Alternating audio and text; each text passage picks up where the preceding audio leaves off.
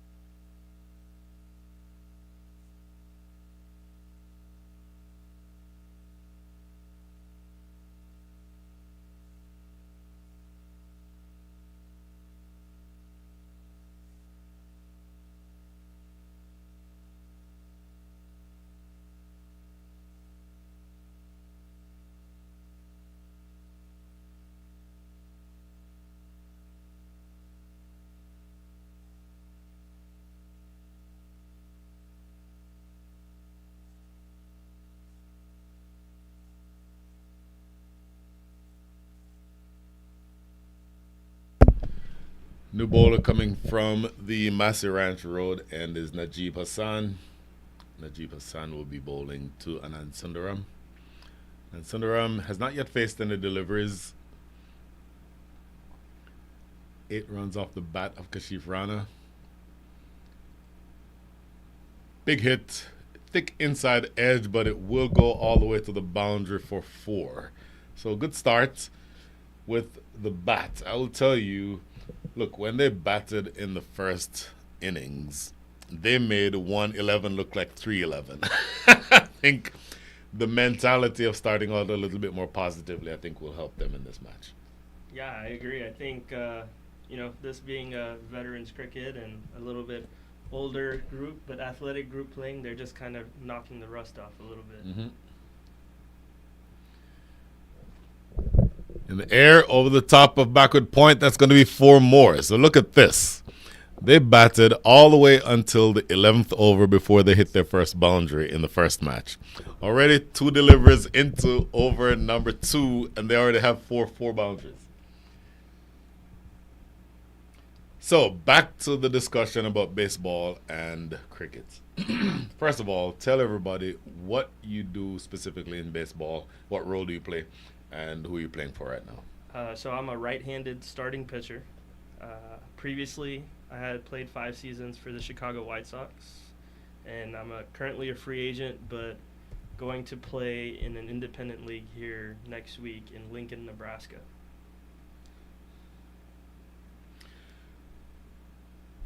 Right-handed, almost said fast bowler.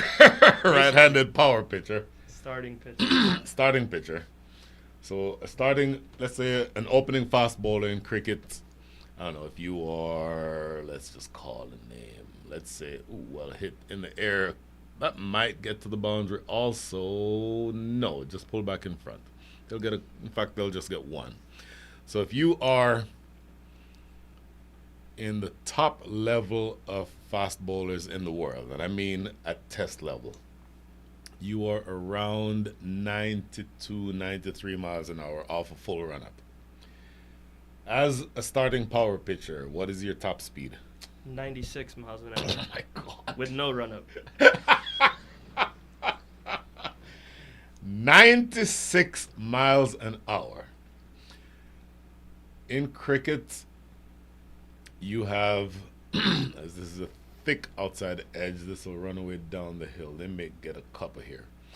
In cricket, if you're a fast bowler, you'll have your in-swinger. And you'll maybe, if you're opening fast bowler, let's say you're playing a 50-over match, you have a good 10 overs to sort things out. So you'll probably, as an opening fast bowler, 4 out of the 6 balls in the over are your stock ball. In other words, for me, in-swing to the right-hander, in-swing to the right-hander. Every once in a while, you grip it the other way, it'll go the other way. Every once in a while, you bowl a slower ball or you bowl a bouncer.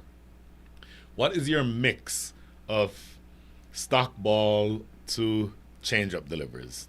First of all, say what each of the change-up deliveries is and how do you mix them up? So I have 2 types of fastballs. There's a 4-seam and a 2-seam. So the 4-seam gives it basically moves up off the plane, and then a 2-seam moves down into my arm side, so into a right-handed batter and away from a left-handed batter. I want to hear more about that after we get back from this short break. 24 without loss after 2.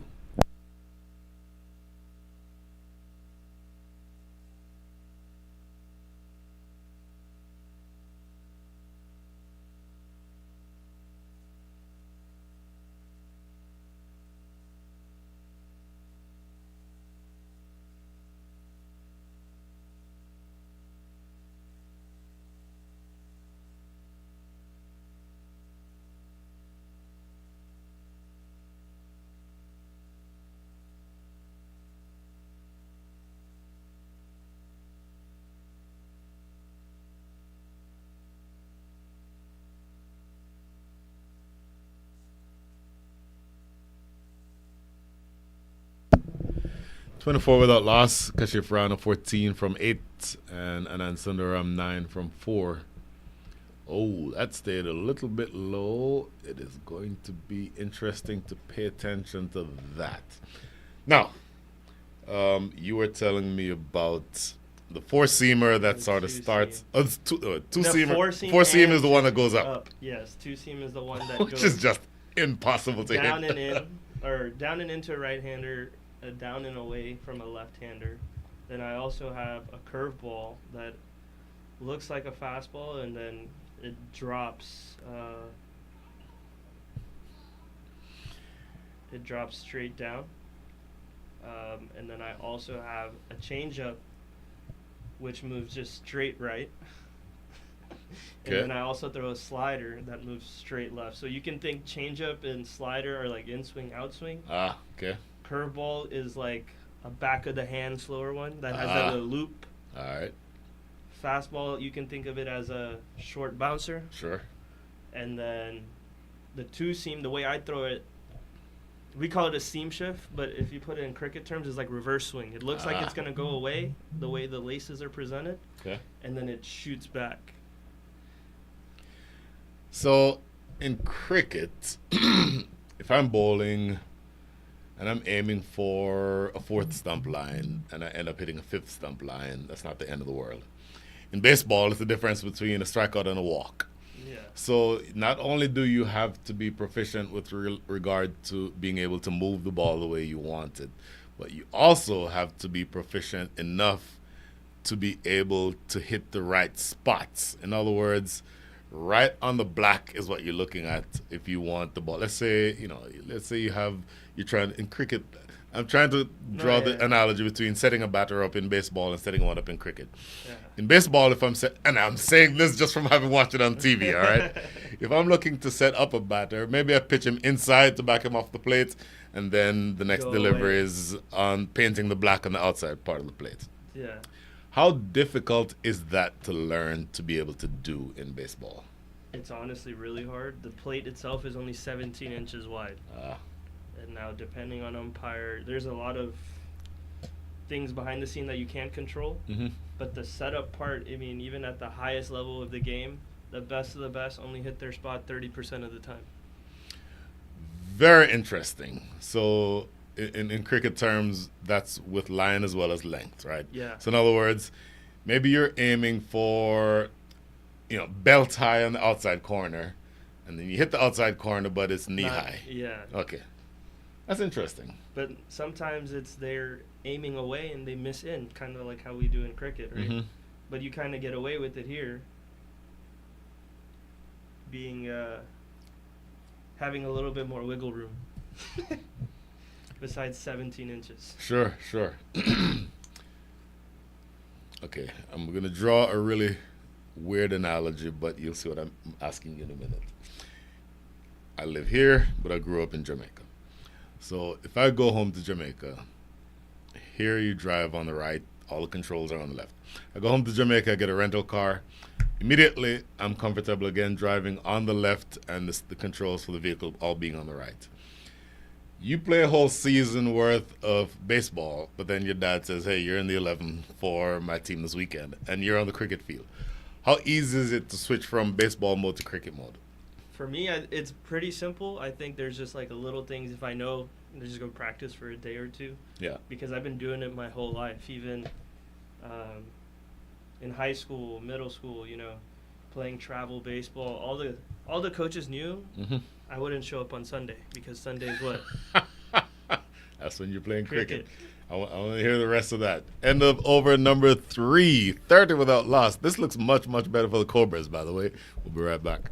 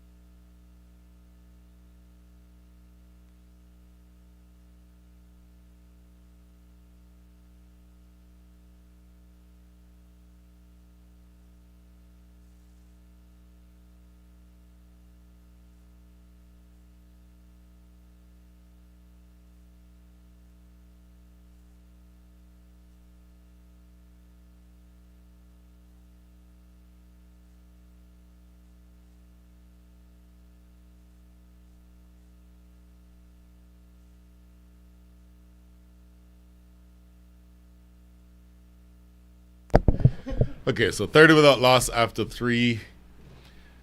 Once again, the Georgia Titans having won the toss inserted the Texas Red Cobras into bat. But the Cobras are looking much better in this game than they looked. 30 runs on the board now. They did not get to 30 until probably in the 11th or the 12th over of this morning's match. So they are certainly looking a lot better. Still inside the power play. And Karen, you said this is a grudge match. Tell me why. So, not weird, but the wicket keeper is my soon-to-be uncle-in-law. Ah, say more about that. So, my fiance... Hey! First of all, how old am I that I'm sitting here talking to you about your fiance? What is that? That just means I'm getting old. Everyone's asking me, when do you qualify for this league? I said, 13 more years, I'm with you guys. Oh my God. There's no way. But yeah, so this, one of the main reasons why I came for this specific match was to see my dad versus my future uncle, which their best friend is Hemant Patel, who is bowling. So kind of a family match, a lot of bragging rights on the line after today. Very, very interesting. Ooh, wrapping him in front, but going down the leg probably. Which, I just thought of the perfect question for you. Which is more difficult to explain? A balk or an LBW? I think a balk would be harder. A balk would be harder to explain. LBW, I feel like, is very straightforward. If I had to explain it to someone that didn't play cricket. By the way, that was lofted away down the ground. Backward square for 4. So Kashif Rana continuing along a pretty significant path here is up to 19 from 12 balls faced. 4-4. Make that, my apologies. That's Anand Sundaram. Anyway, you think a balk is harder to explain? Yes. Tell me why. Because when it comes to LBW, it's pretty simple. You can just say if the ball hits your pads and you're in front of the stumps, you're out. But, you know, there's obviously pitched in line, didn't pitch in line, but right. You got to have the third umpire for that. Ooh. A balk can happen in many different ways, per se. Like, once you come set with the runner on, you can't flinch. You can't, you know, if something flies in your eye, you can't just, like, take your hand out of the glove and wipe yourself. That's a balk. If, you know, you drop the ball out of the glove is a balk. If you don't step off with your right foot, it's a balk. Your right foot being your back foot, right? Your back foot. So right foot for me, left foot for a left-handed pitcher. So if your back foot doesn't disengage in a certain way, it's a balk. If you go to pick off to first base and you don't throw the ball, but you just do the move, it's a balk. Correct me if I'm wrong. That move you just described is a balk if it's the first base, but you can do it to second or third and it not be a balk, yes? You can't go to third. You can't go to third. Unless you step off. Oh, God. So you see how I say it's harder to explain? Right. So going to first for a right-handed pitcher, you don't necessarily have to step behind the rubber. Okay. You can spin. So you can disengage with your right foot spinning to throw the ball to first base. So you'd have to disengage first with your right foot and then turn and throw. No, you don't have to. You don't have to. Jump. Okay. And throw it over. Okay. But you have to throw it. If you don't throw it, if you physically don't throw the ball, it's a balk. Interesting. And they get second. Interesting. Now, look, I grew up playing cricket. I've never played baseball beyond just sort of, you know, at the park messing around. So I know certainly don't know enough about it in that sense. For me, the question that was always asked, and it's more in the context of cricket and soccer, which is a harder rule to explain, offside or LBW. And I've always thought, only because I've known cricket my entire life and I don't know soccer as well, that LBW is easier to explain. LBW is easier, offside is harder. And most people think that I'm crazy for saying that. That is the end of over number 4. A productive one for the Texas Red Cobras. Continue scoring along at a much faster rate than they did in the first match. And the 4-42 without loss.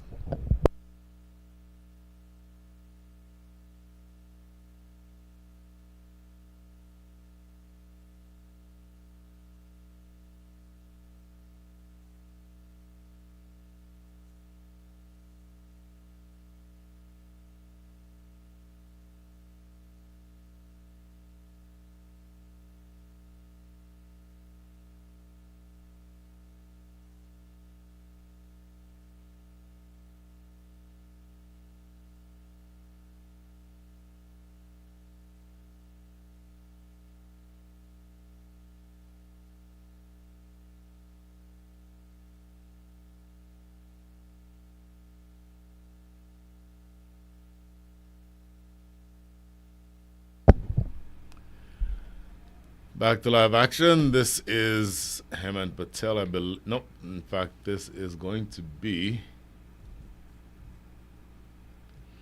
Hemant Bangwal, who's bowling over number 5. So, Karen, 5 overs up, or really 4.5 overs up. Make that 4 overs and 2 balls. Ooh. It may be way too early to ask this question, but based on the fact that you see a better batting performance so far from the Cobras, what's your comfort level with calling, maybe not calling a winner, but calling out 1 or 2 things to look forward to the rest of the way in this game? I mean, at the rate that they're going, I would assume they would probably get around the 140, 150 range at some point. And on this pitch, I think that's a good score. Batting second is a little bit tough. Chasing on this ground is very deceptible. I think prior even playing on it, the wind is constantly changing. 1 minute is blowing out to the nets, and then the next minute it's blowing out to the right side. So It's interesting because you say 140, 150 would be a good score. I think 150 would be a ridiculously good score. Mostly because of the fact that you see this morning the pitch played pretty true. Already seen a couple of deliveries in this innings where the ball is literally rolling. So something to pay attention to. It's a brand new pitch, and not surprising that a brand new pitch misbehaves. Let's just say it needs some seasoning. But they're right now scoring at the rate of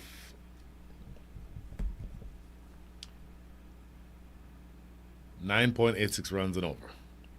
That scoring rate projects to a score of 197. I don't think there's any universe in which they score 197, but they're certainly on target to score something in the 140, 150 range, and I think that would be really difficult to chase.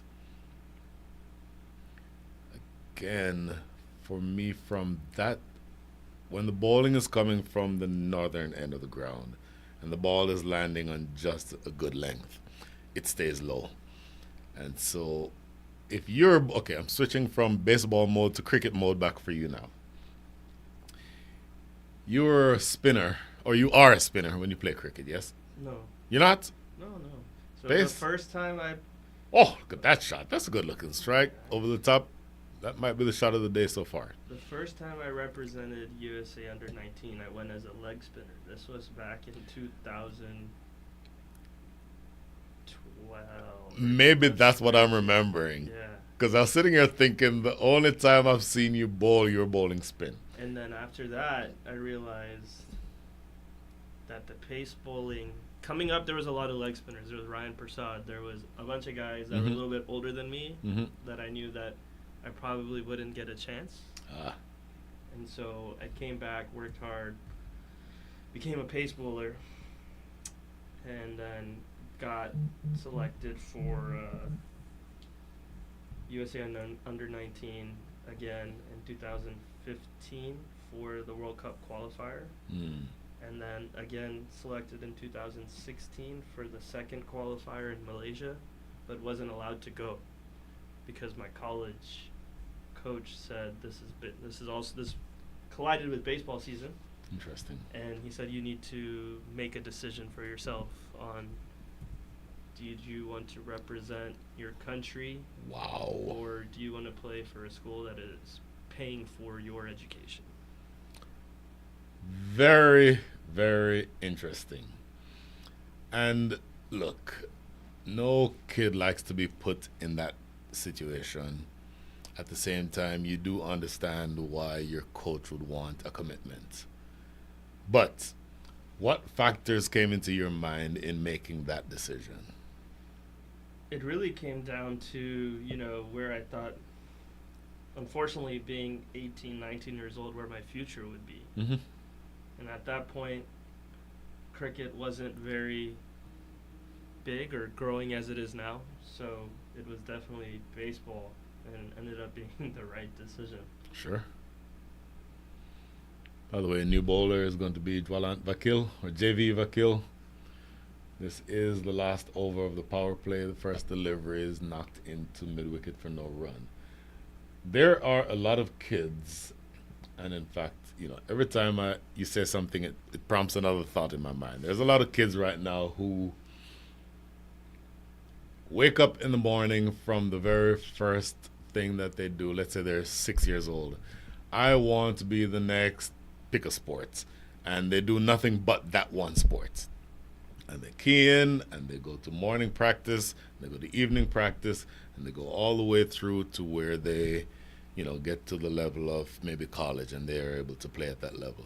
Then there are other kids like yourself who grew up playing multiple sports. What is the advantage of playing multiple sports? What's the disadvantage? Really, I don't think there's many disadvantages. It's only pros. Okay, get back to that question in a minute, because Jwalant Vakil got one full and straight, and Kashif Rana is trapped in front, and umpire Donald raises the dreaded finger. So the first wicket goes down. We're not directly straight on here, so you don't necessarily get a good sense of what the line of the ball was, but just from the length of the ball, it was right up there, almost in the block hole. And so umpire Donald, who you and I know as Pops, who we're just thinking, we've known Pops for so long, we barely know his last name anymore, but had a good enough look to be convinced that was smacking into probably leg stump is what I'm thinking. So that's the first wicket that goes down. Kashif Rana 19 from 16 with 3 fours, and he's dismissed with the score on 52. Okay, you were saying there are no negatives to playing multiple sports. No, I think it's all advantages. Your body in each sport is moving differently. So at a young age, you become more flexible. You're able to move different ways. Nowadays the science is rotation, being able, to move your body in different ways. So I think growing up, I did soccer. I played American football. I played basketball. I did cricket. I did baseball. So I think all of those played a part to where when you get to that 15, 16 range to where you need to decide, okay, in college, what do I want to do? Or end of high school, what do I want to do? It gives you a better idea. And feeds into your training process. So it only helps you excel throughout your career. That is excellent insight. I don't disagree with a word that you said. Both my kids, one you haven't seen in a few years, probably. Both you haven't seen in a few years. Little man was tiny, running in from the 30 yards. Was it left arm pace bowler? Oh, the bat's left-handed, right arm pace bowler. Exactly. But we obviously at a much different level, because he's a lot younger than you, had a similar decision to make, and it became, what's the best opportunity to get to combine a sport with education. And so, we have people abroad, and it's like, send him to Australia, send him to England. It's like, no, the point is I want to grow up with my son. I want to send him somewhere else to play cricket and have me not be there. So we sort of defaulted to soccer for that reason. Look at that, going across a pretty straight ball there. In fact, by definition, it was a straight ball. And then Sundaram looking to play that one to mid-wicket. goes across the ball. That's the reason why the best batters in baseball only hit 400. Because you're hitting across the line. By definition, you'll miss it more times than you'll hit it. And unfortunately for the Texas Red Cobras and Sundaram finding that out the wrong way, 25 from 17, and Roland Vakil picks up 2 in his first over. Goodness. Okay, so back to you for a second. You said that there is no advantage or no disadvantage to playing multiple sports. Then you also said something just now about working in different aspects of each sport into your workout. Tell me what you mean by that. So, as you get older and mature, I think just those different movements, I think, from playing American football, you're able to move straight ahead a little bit faster because you rarely move backwards unless you're, a defensive back or a safety. From basketball, your lateral movement gets very well. Baseball, your arm strength. Soccer, your cardio, your legs get stronger. So I think every little sport has its pros. Okay. And then at some point you do have to make a decision on where you believe your career is going to head. Very, very interesting. So, back to this game. You and the man who's currently at the non-strikers end share something in common. You've both represented the U.S. Jignesh Desai, former USA. In fact, Jignesh Desai and your dad probably played for the U.S. at one time, or at the same time. And I'll get back to that in a second. End of the over. The Georgia Titans have struck back 2 quick wickets in that over. And that's the end of the power play. The score is 53 for 2.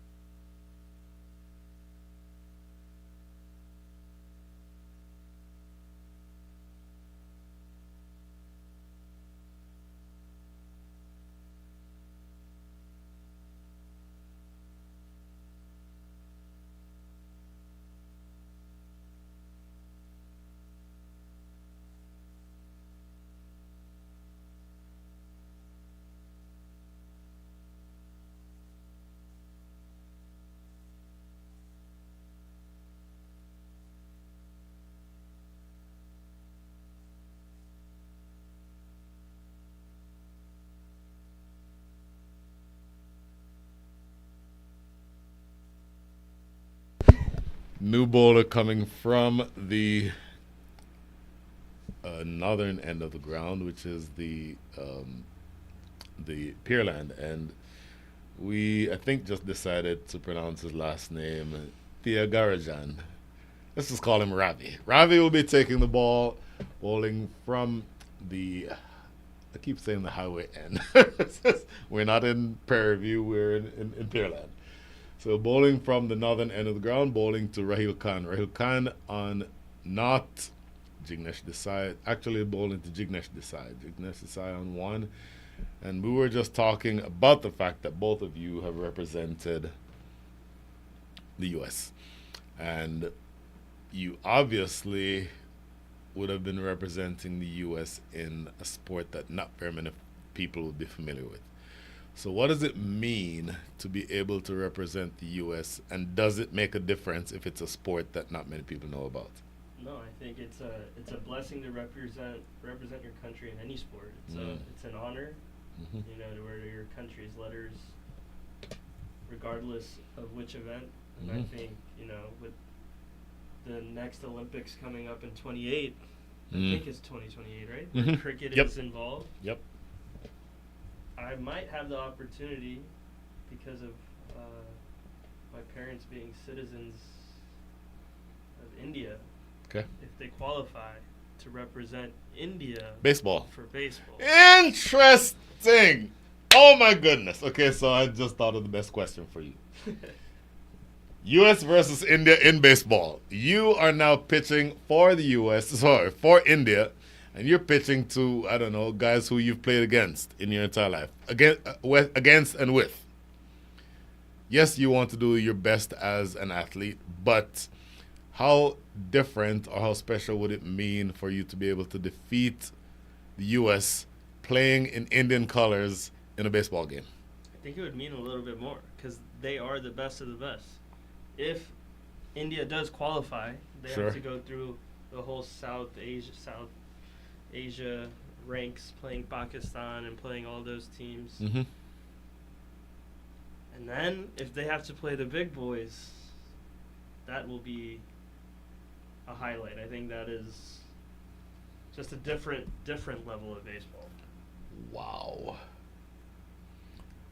That would be, and honestly, I'm a cricket guy, so I think a lot about cricket being in the 2028 Olympics. Never once thought about the fact that there's a possibility for India to play the U.S. in the World Cup in not World Cup in the Olympics in baseball. Because they just brought it back as well. It Yes. wasn't in there for a lot. Mm-hmm. I don't know how long. Very interesting. Once again, that area just short of driving length.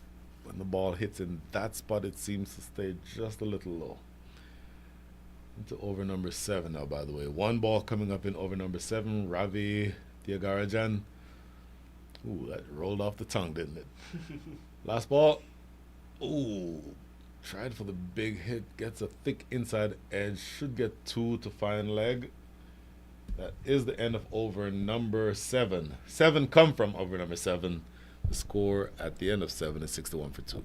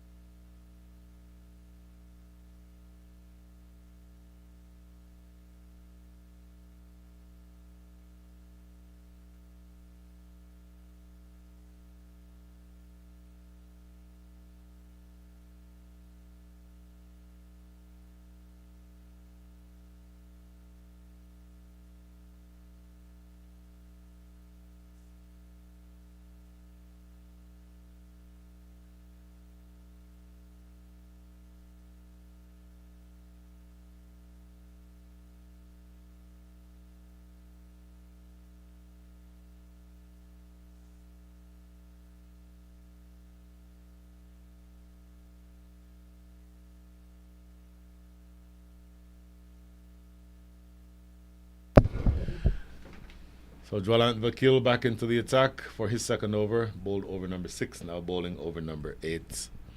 First ball bowled to Jignesh Desai. Punched it down to long off for a single.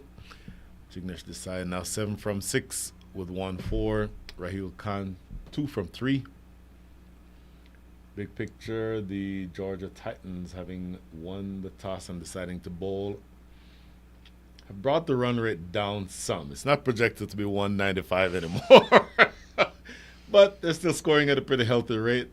Down the leg side, that's going to be another wide. Still scoring at a pretty decent rate. It is scoring rate of 8.79. 8.79 projects to 176. And again, I don't think you and I think it's going to remain on that trajectory, but still looking a lot better right now than they did earlier. And this is defended. This is Rahul Khan, who's taking a good look to the extent that what you do here carries on for the rest of the weekend. Are you looking necessarily to win this game? Yes, you always want to win, but are you looking to win the game all out? Or are you simply looking to create good habits that takes you throughout the rest of the weekend? By the way, that ball is punched behind square for 4. I think they need to gain the right momentum. The first game didn't really go their way. Mm-hmm. But if they gain the right momentum and, how run rate is huge in these shorter formats. Mm-hmm. They just come in, win with a good margin, that it will carry over throughout the week. But T20 is a funny game, as you know. Oh my goodness, yes. What is the best day that you've ever had on the cricket field? Let's see. Probably in the T20 format, we had played the first, I think it was the SFT Cup at Katie Hockley, like one of the first franchise tournaments that we played in Houston. Sure. I took a four-fer. Bowling pace or spin? Bowling pace. Okay. And then for USA in the 50-over format against Canada, I took 4 wickets and scored like 28 odd runs with our captain. Made a nice little partnership, but we ended up losing by 1 run. Who was the captain? Alexander Schaff. Okay. And that 1 run costed us our automatic bid for the World Cup, and that's why we had to go play the second qualifier. Painful. And it was a run out. Oh no. With no third umpire. Oh, So no. the painful part was that. Sure. Okay, other end of the spectrum. Worst day you've ever had on the cricket field? Oh, man. You know, coming from baseball, I think it's just being able to be active and be out there. I don't really take the bad days into account because anybody can get out on 0. You could be the best player. Sure. And maybe you don't even get to bowl. Mm-hmm. But just being out there and, club cricket, I get to play with my dad. Sure. So just being able, to be on the ground with him is a blessing. Fantastic. 68 for 2 after the short break. I'm going to tell you about my worst day on the cricket field.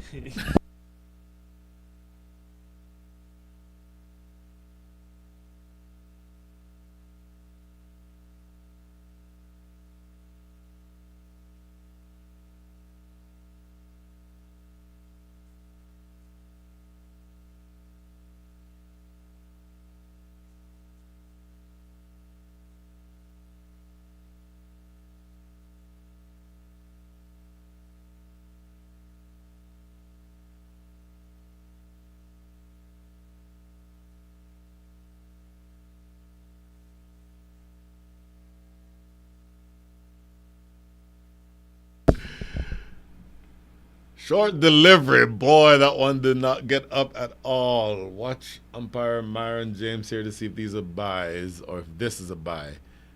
Yep, there's a signal. It's a buy to start over number 9.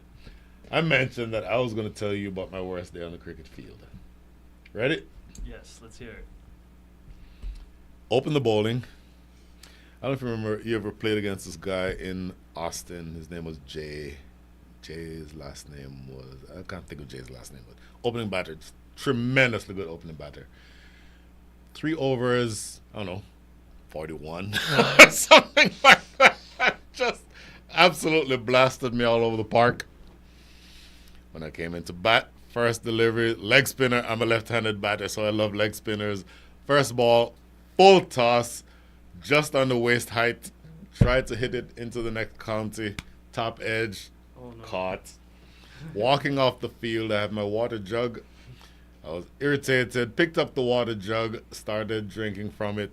There was a wasp inside the nozzle. I got stung in the mouth by a wasp. So I'm walking home. I cannot move my face. 3 overs, 40 odd runs, and out first ball. I don't think there can be a worse first day or a worse one day on a cricket field like that. But the best thing about this game, regardless, you got to play again. I did get. In fact, I wanted to play again. You don't want that to be the last memory you have. But the real question is, why aren't you playing in this tournament? Oh, you've got to be kidding me. So, you've heard the phrase, it's not the age, it's the mileage. So your dad and I are probably about the same age. I turned 56 last month, but I feel like a 75-year-old. Yeah.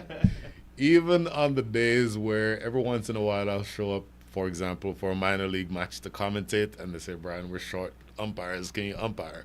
So I'll umpire, But then all that running around and moving around, I can't walk for a week after that. So let's just say I'm comfortable sitting right here in the commentator's booth. Why are you playing? No thanks. I'm good. Okay, so one ball remaining here in over number 9. This is the second being bowled by Ravi Thiagarajan. Oops.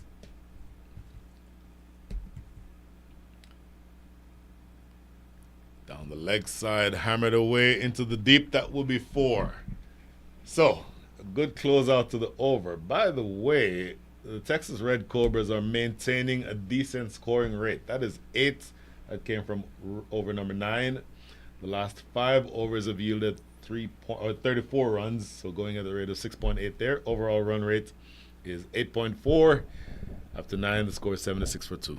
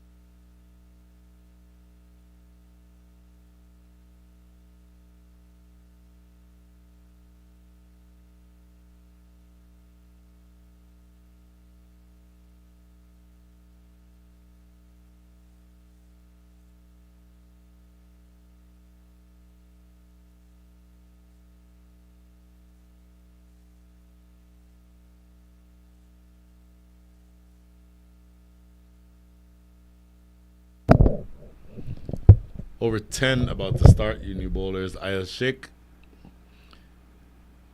Interesting mode of delivery. Delivering that one almost from behind the stumps, it looked like. So, obviously, most bowlers go up to the crease. You're allowed to even step on the crease, the bowling crease, the popping crease, if you will.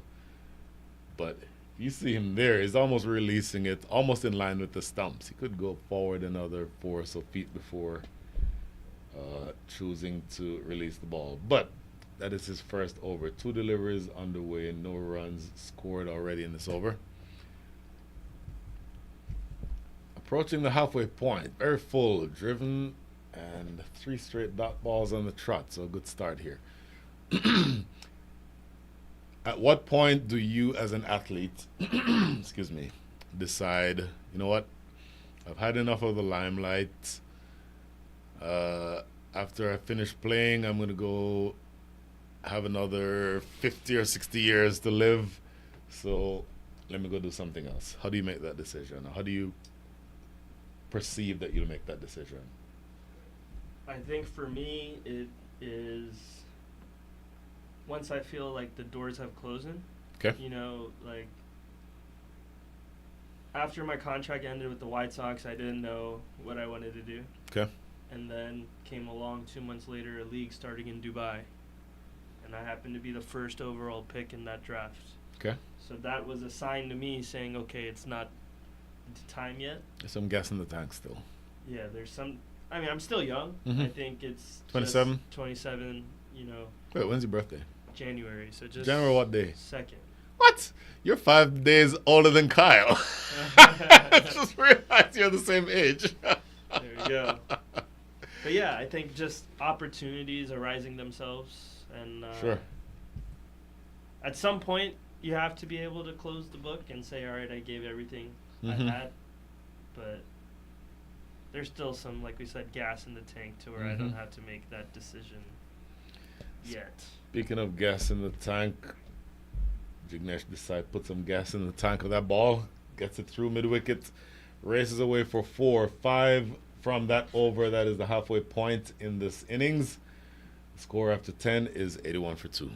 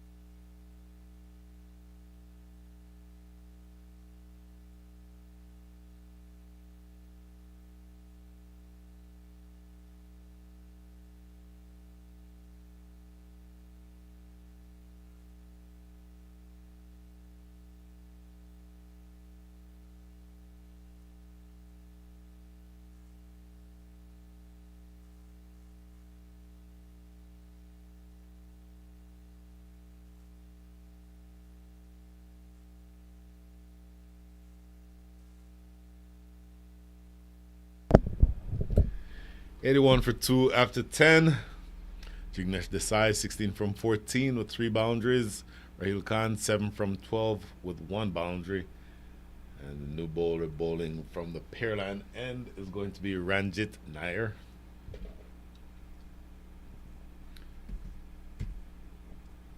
Right arm over the wicket. Good line, good length. That one didn't misbehave. It didn't look like Karen. Looks like, for the most part, the pitch has been fine. A couple of that have sort of misbehaved, but for the most part, it looks to be playing all right. Yeah, I think for it being a new pitch, it's definitely playing well. This is one of the wrongest run-ups I have seen in this veterans cricket. Okay, so this one is sprayed down the leg side, so 3 free runs. You mentioned one of the longest run-ups. So when your dad and I played against each other, he was, very frankly, a very nasty fast bowler. I remember once, one of the few days where I opened the batting, he's bowling, and in fairness, he got it too full. It was just too full. And I did what you do with a full ball. Bang! Right back down the ground for 4. The very next delivery was and I wasn't wearing a helmet. I was wearing just a baseball cap. The very next delivery, right there, right past my face. And after it passed my face, he kept coming and ended up as far as you are from me right now, staring right in my face like this, except he wasn't smiling. I was like, yep, I can tell a mean fast bowler when I see one. There's one thing about him. Yeah. On the ground, inside the ropes, he doesn't smile. No. Even now. Even now in his middle 50s, yeah. He's a very serious competitor when it comes to cricket. So, do you turn that off ever? In fact, I'll ask you, because I've never seen you play on a baseball field, at least not up close in person. At what point do you decide, oh, look at this, I'll get back to that question because there's another one, LBW. He was looking to go across the line, Rahil Khan, looking to play to square leg again. And one thing you don't do on a pitch that's playing tricks is to try to trust the bounce and go across the line. Said it earlier, even the best baseball players are unsuccessful 60% of the time. So going across a straight delivery always carries its risks. This time it traps Rahil Khan in front and he's dismissed. So that is the 3rd wicket that goes down. 86 for 3. Back to you. When you're able... There is no reason. When you are able to be on the field, you walk onto the field, as they say, when you step across the line, you are a competitor. But I think that you would agree with me that there is more camaraderie among opponents in cricket than there is in baseball. I think that's a fair statement. Yeah, I think there's when you're between the lines, whatever happens is kind of what we say. Like me personally, everyone's like, I'm good at flipping my switch on and off. Okay. So if I'm on the mound, it's on. Sure. Once I walk off the mound, it's off. Okay. So I think in baseball, you're always competing against each other because here in the States, you can get traded for one another. The cricket we're watching nowadays is country versus country, so Correct. it's the competition you want to see is probably at the district or the state or the, that level compared to what we see on TV. Yep. So I think those games are more friendly. Or if you're watching IPL and how everyone is hanging out after the game, talking, I think that those are just different kinds. And then here it's very serious. Fights break out. See the benches clear. Yes. So those things you rarely see in cricket. Oh, well, the new batter is going to be Syed Shafiq Ali. He's already lasted longer than he did in the first innings. First match. He got one straight delivery and was adjudged LBW. fighting. You'll never ever see a fight in a high level cricket match. You'll see arguments, so you'll never see an actual physical fight. I think that comes back from it being a gentleman's game and how the game was created. I Mhm. don't think baseball was never created with those kind of ground rules. This is true. I'll get back to my fighting question in a minute. That is the end of over number 11. The score is 86-3.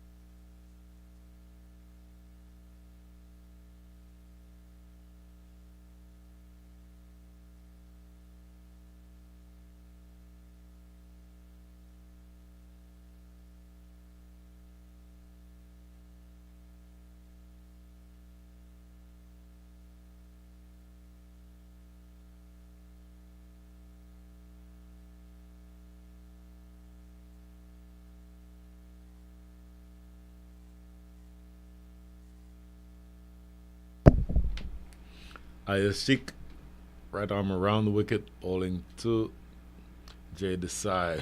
It's a bit of an optimistic appeal. Don't think that there's any way that that would have been given out LBW. Baseball, decidedly not the gentleman's game. They're out and out brawls, out and out fist fights in baseball. At what point do you choose to get into a fight? Well, I'll ask you, have you ever been in a scenario in a baseball game where there's a full-blown fight? No, there's been times where benches have cleared, we get all up in each other's face, and then Right. it blows over. Mm-hmm. What Oh, a shot. ho, ho, ho. Okay, so you bowl a filthy full toss to a man who's played at the highest level for the U.S. That's probably what you can expect to happen. So that's the first 6 of the innings. Score now moves up to 92. Look at this. The run rate is still 8. So this, you're still on track for 160. It's not 190, but it's also not going to be 111 like it was in the first innings or the first match. Okay, so you get in each other's faces, but very frankly, nobody's really going to hurt themselves as such. No, it's more of we're defending our teammates. Mhm. I think more of these brawls that occur, you can say, comes back from our overseas teammates. You Okay. can say the Dominicans and Cubans, something between them. It's rarely the Americans. Okay. I think for the Americans, though, we have to have our teammates back, and if that comes with, hey, you need to intentionally hit this guy That was going to be my next question. for your team. You're jumping ahead of me. So, okay, I'll ask after this delivery. Ooh.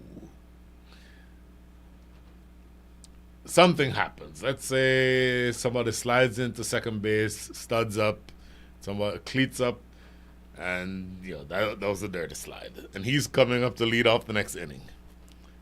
The first delivery to him is what? In the small of his back? How's that work? Yeah, we're never taught to. It's not even taught. It's just the part of the game is you never aim for the head. Okay. It's always mid back. That's the in between area of it's gonna sting. He's gonna remember, but he's not gonna get hurt. Right. But it's never. It's more of having somebody's back, your teammate's back, than it is. Oh, I just don't like this guy. I'm gonna continually to put him in danger. All right. In fact, I'm not even going to take a break. I'll keep talking about this. This is interesting to me. So, fastball, I'm assuming you're not going to throw a curveball at somebody to hit that. No. It's going to be a fastball. It's a fastball, and its rule of thumb is even he knows it's coming. Yeah. So you do it once. Yeah. And if you miss, you miss. But everyone, they get it. They Yeah, get yeah. the point was made. I mean, there's been times where, we're hitting. Your teammate hits a massive home run, takes a minute to run around the bases, and we tell the next guy. That's the next one I want to ask you about.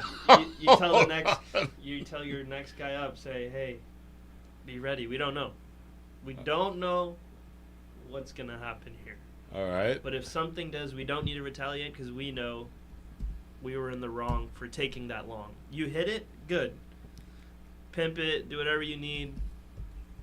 But run the bases normal. It's the ones where they hit it, they take 10 seconds in the box, stare it down, and then they take another 45 to run around the bases to make some kind of point. Then everyone gets angry and it takes off from there. Very, very interesting. So tell me why it is that taking a long time to run around the bases is so offensive. I think it comes back to the cricket part of the spirit of the game. Okay. Because home runs are a part of the game, and now the way the rules are changing, it's trying to favor that aspect, the fan experience. But everyone knows you got it. There's never any cheap home runs anymore. We know. So celebrate, pimp it, but just get around appropriately. So I'll tell you what I think about every time I see that. The biggest celebrations are for things that don't normally happen. What I mean by that is cricket is a batter's game. So if you slam 3 straight fours, that's what's supposed to happen. But if you're a bowler and you send a wicket flying, you send the off stump sailing back to where this ball is ending up now, down to deep third, and that, as a bowler, you celebrate because that doesn't always happen. I was playing in a match here once. No, it wasn't a match. It was a practice. But it was one of the best balls I've ever bowled.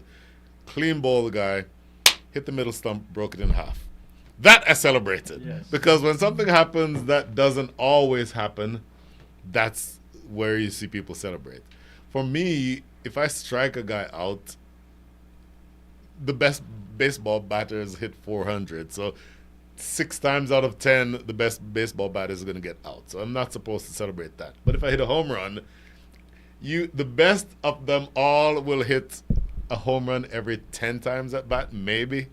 So that's the exception. That's what I'm supposed to celebrate. That's why I would have a hard time playing baseball, because I wouldn't know when to not celebrate something. Because for me, if something happens that's out of the ordinary, that's what I'd want to celebrate. Yeah, I think the game is, like I said, it's turning into that fan experience. Mm-hmm.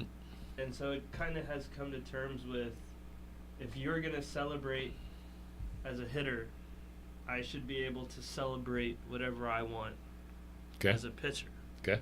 But that's where there's no line, where crossing the line, doesn't exist. So, like, if you get a huge, crucial strikeout and now you're yelling or doing something, like, not toward the other team, but just out of excitement, it gets them riled up. Okay. To where, all right, well, you just hit a home run and you took 2 minutes to run around the bases, and now I just struck you out to end the game and we won. I should be able to also celebrate. So I just don't think there's any rules or guidelines to it to where how much is too much. So that's why the brawls, going back to it, or disagreements or benches clearing happens. It's interesting because I was thinking about that aspect of it also. When thinking about, we're talking earlier about how easy to go from baseball to cricket, or from cricket to baseball. One of the things that I think cricketers would have the hardest time with in baseball is knowing the unwritten rules. Yeah.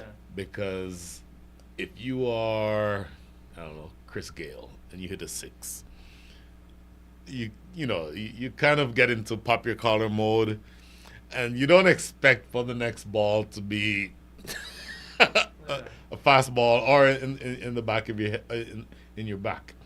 So those are the things that I would have trouble getting sort of the ability to understand. But you said it yourself, right? When you faced my dad. Yep. And you hit that boundary. Right. What was the next ball? Oh, of course. So I think just knowing, I guess, having an idea Right. of it would be ideal, which in cricket, you know when it's coming.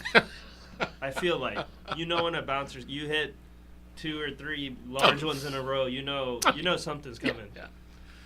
And it's the same way in baseball.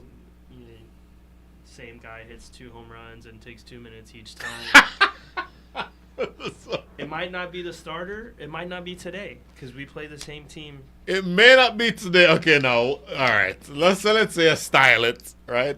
Because let's say we're down by 10. Right. Then it doesn't mean anything. Right. If I hit it. Ah, so you wait for it The to next game, actually mean 'cause something. We play them in series. That's why, like, you see some of these highlights where something that happened yesterday gets taken care of today in the beginning of the game.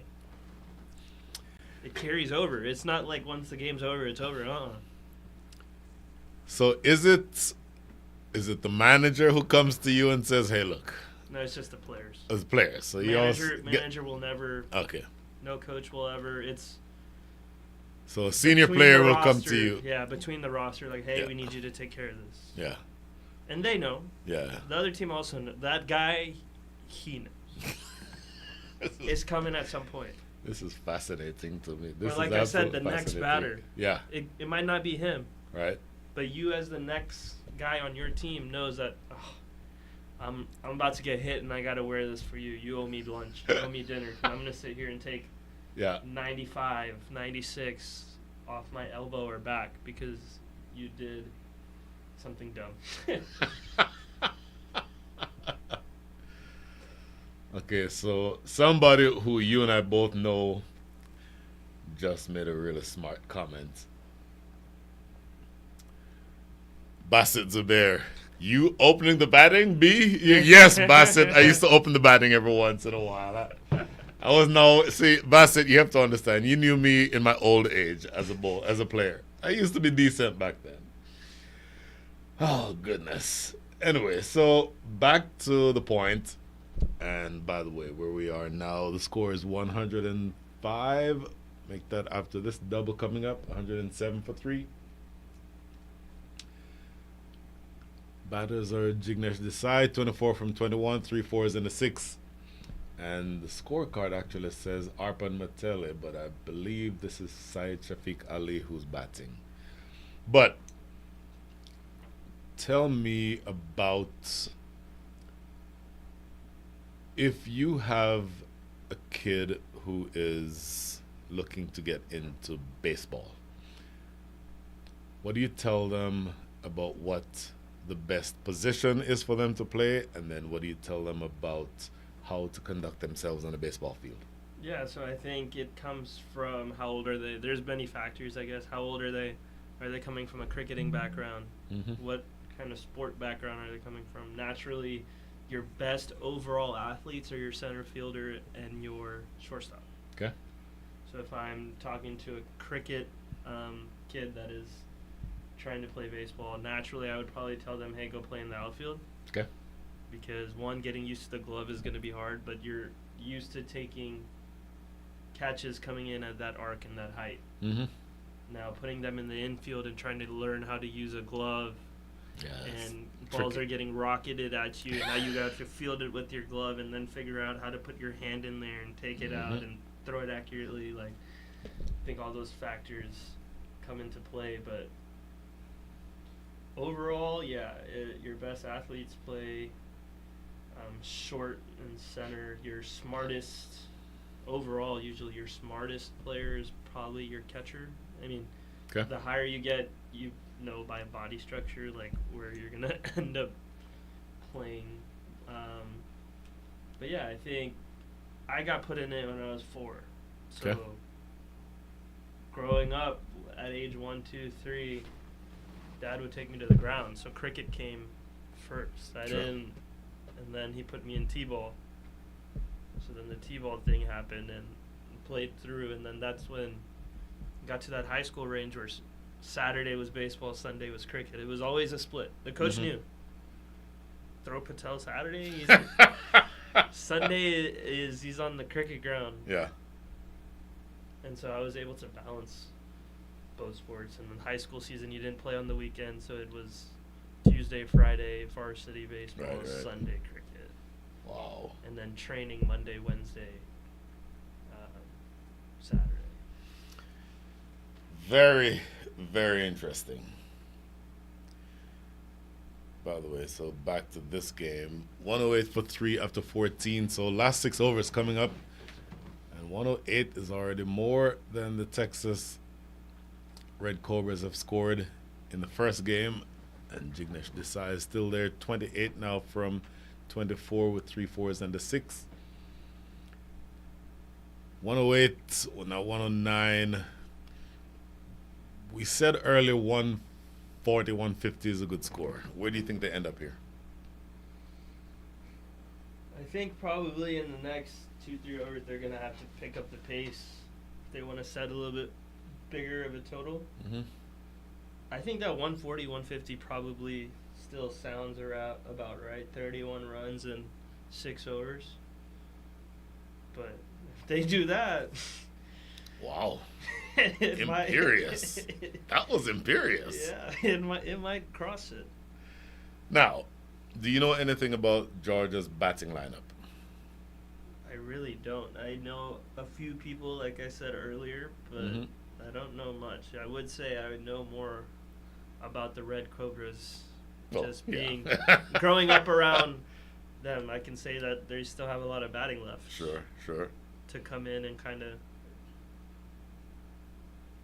hit in the last couple overs. So. Well, they have 7 wickets in hand, 113 runs on the board, going at the rate of 7.8.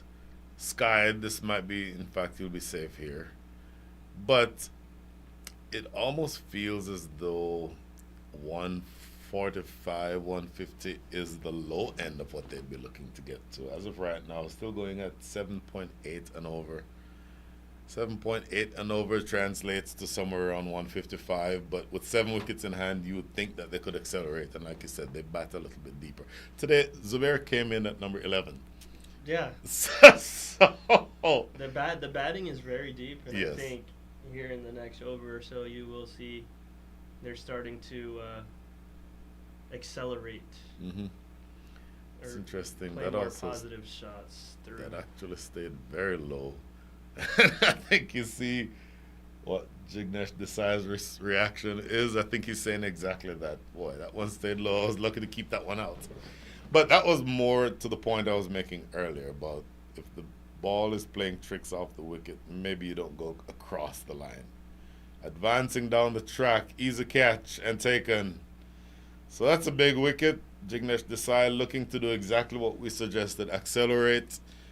But instead of going to extra cover where he was aiming, that one came off of the outside edge and went to backward point. Pretty simple catch taken there, so Jignesh Desai is dismissed. 28 from 26 balls, 3 fours and a 6. But that breaks the partnership, and that will bring to the crease Satyapal Chabra, SP as they call him. So, Jignesh Desai is walking off with a slightly better frame of mind than this morning. Did you see how he got out this morning? I did. I was giving him some throwdowns before the game, and he kept hitting it through the gap in the gate. And so I had to keep walking and picking up the ball, and I go, Jignesh Uncle, you hit more balls than you played in the first game. I think you're ready. And he started laughing as we were walking in. Let's just say that will not be one of the ones that makes the highlight reel of Jignesh Desai's career. So, Ranjit Nair into his third over.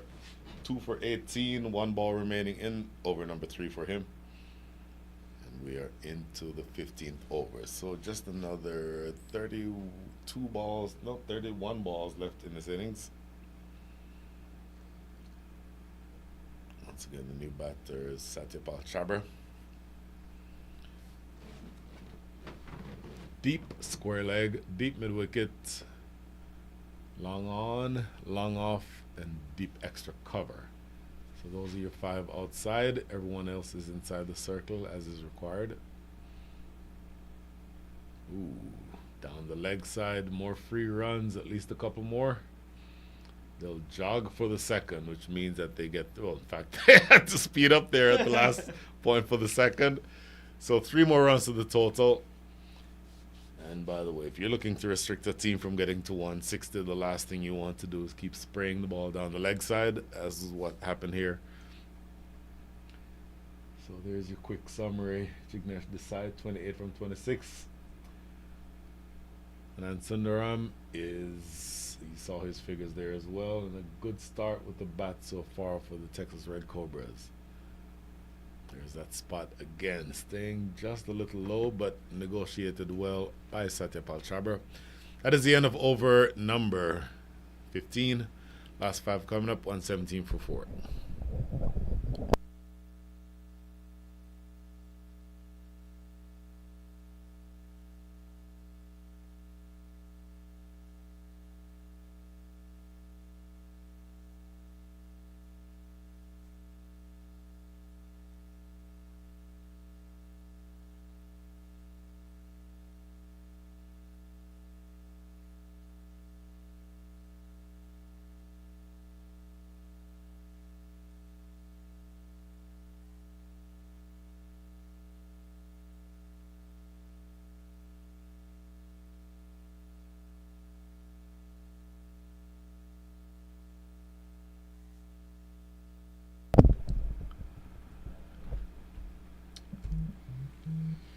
So Hemal Shah will be continuing the bowling.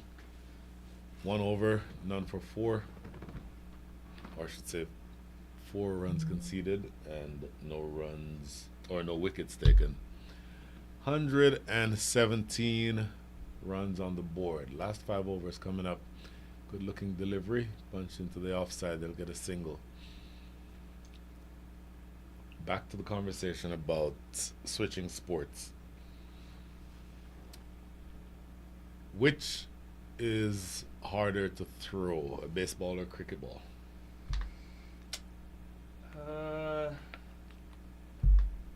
I would say just like in fielding, or you're talking about like bowling? It's like fielding. Like so you're on the field. boundary. So I think the cricket ball is a little bit easier because the seams are higher. Okay. Baseballs don't really have, like, they have seams, but they're very low. Mm-hmm.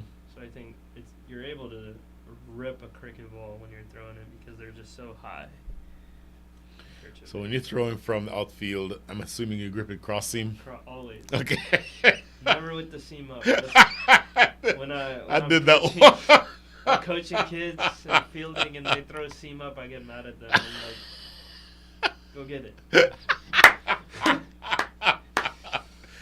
First thing is because especially with the new ball, you think you're throwing seam up, you're throwing at the keeper, and then it's going to go for 4 runs. Exactly. Yeah,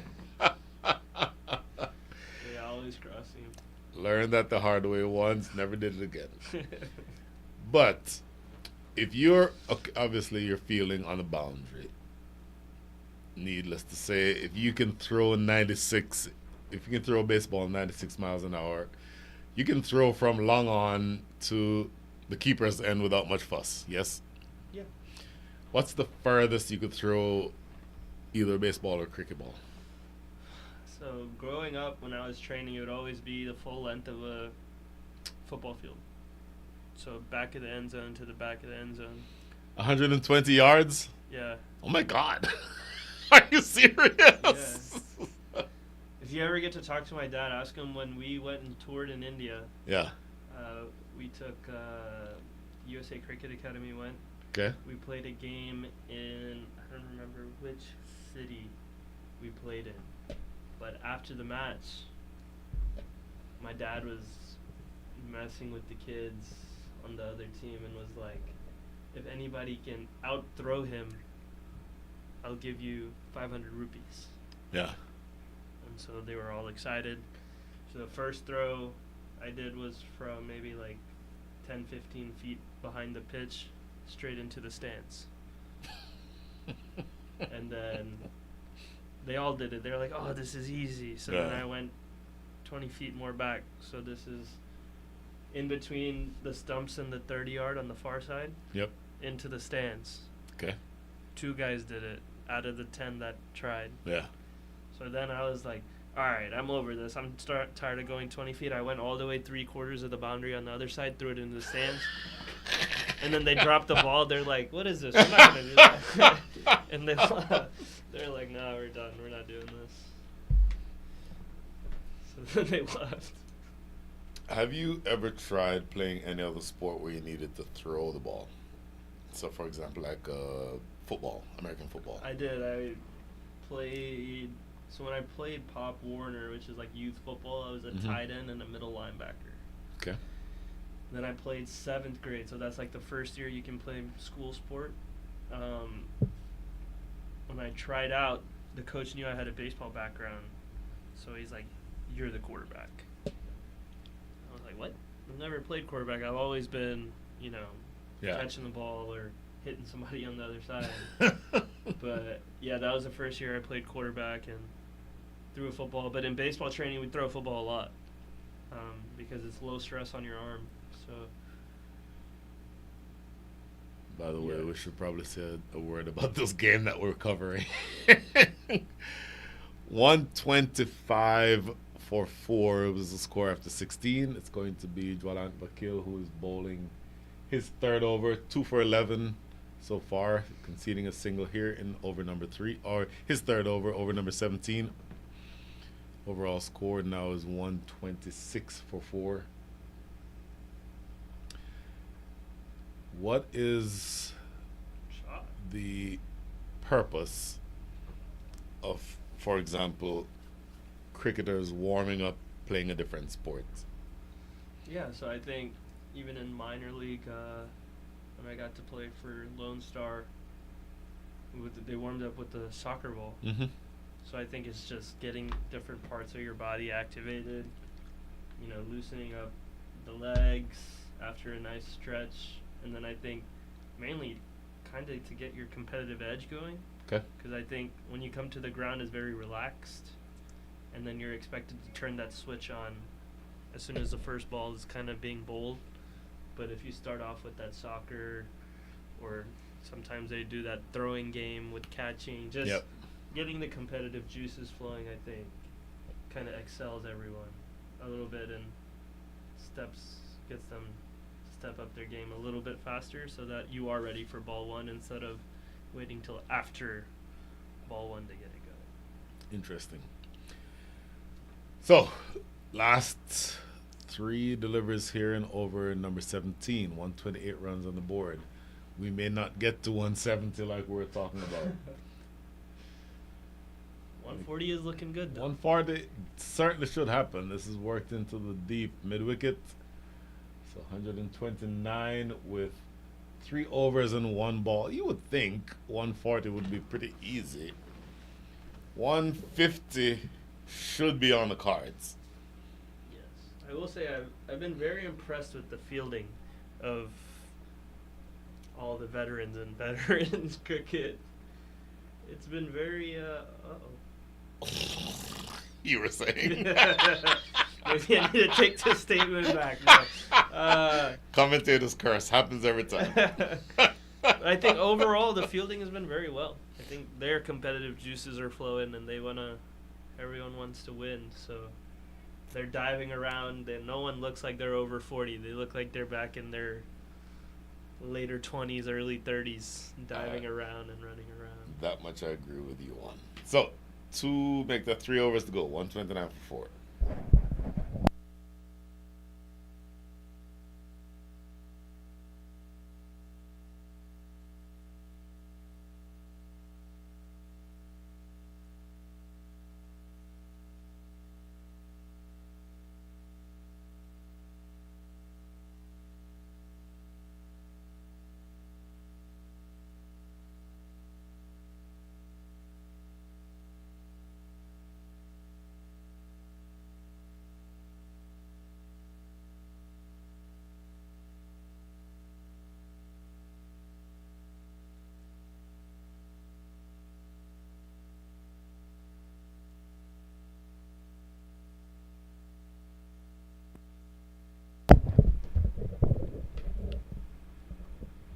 Start of over number 18. Hammered square. A lot of work for the sweeper to do. Look at that diving attempt.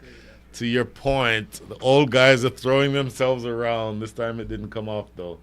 Goes all the way to the boundary for 4. So this over is being bowled by Hemal Shah. Hemal Shah 2 overs. Make that now 2.1 overs and none for 16.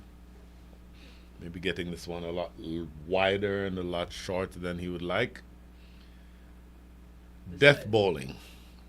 Tell me what your thought is as of right now. You have the ball in hand. You're a pace bowler.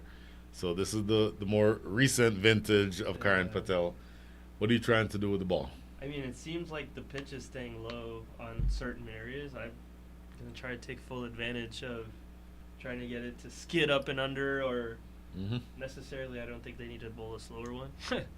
But just use the pitch. At this level, it's all slower ones. Just using the pitch's advantage, I think. Yeah. There you go. Skied, but nobody will get there, I don't think. Oh, I tell you what, they may well have gotten there, but they all three kind of looked at each other. And the ball found a nice soft spot to land in among the three of them. And so 2 more runs. But yeah, I haven't seen many of them play any scoops or anything, so maybe getting a Yorker in there. But you never know. They might pull it out. I did see one attempted reverse sweep earlier. Missed it plumb in front. so I don't think you'll see very many scoops or sweeps or reverse sweeps.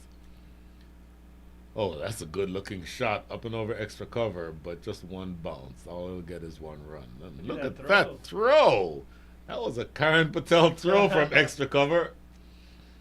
So you could stay on those stands over there to the western side of the ground and probably throw it to those houses over there on the eastern side of the ground, yes?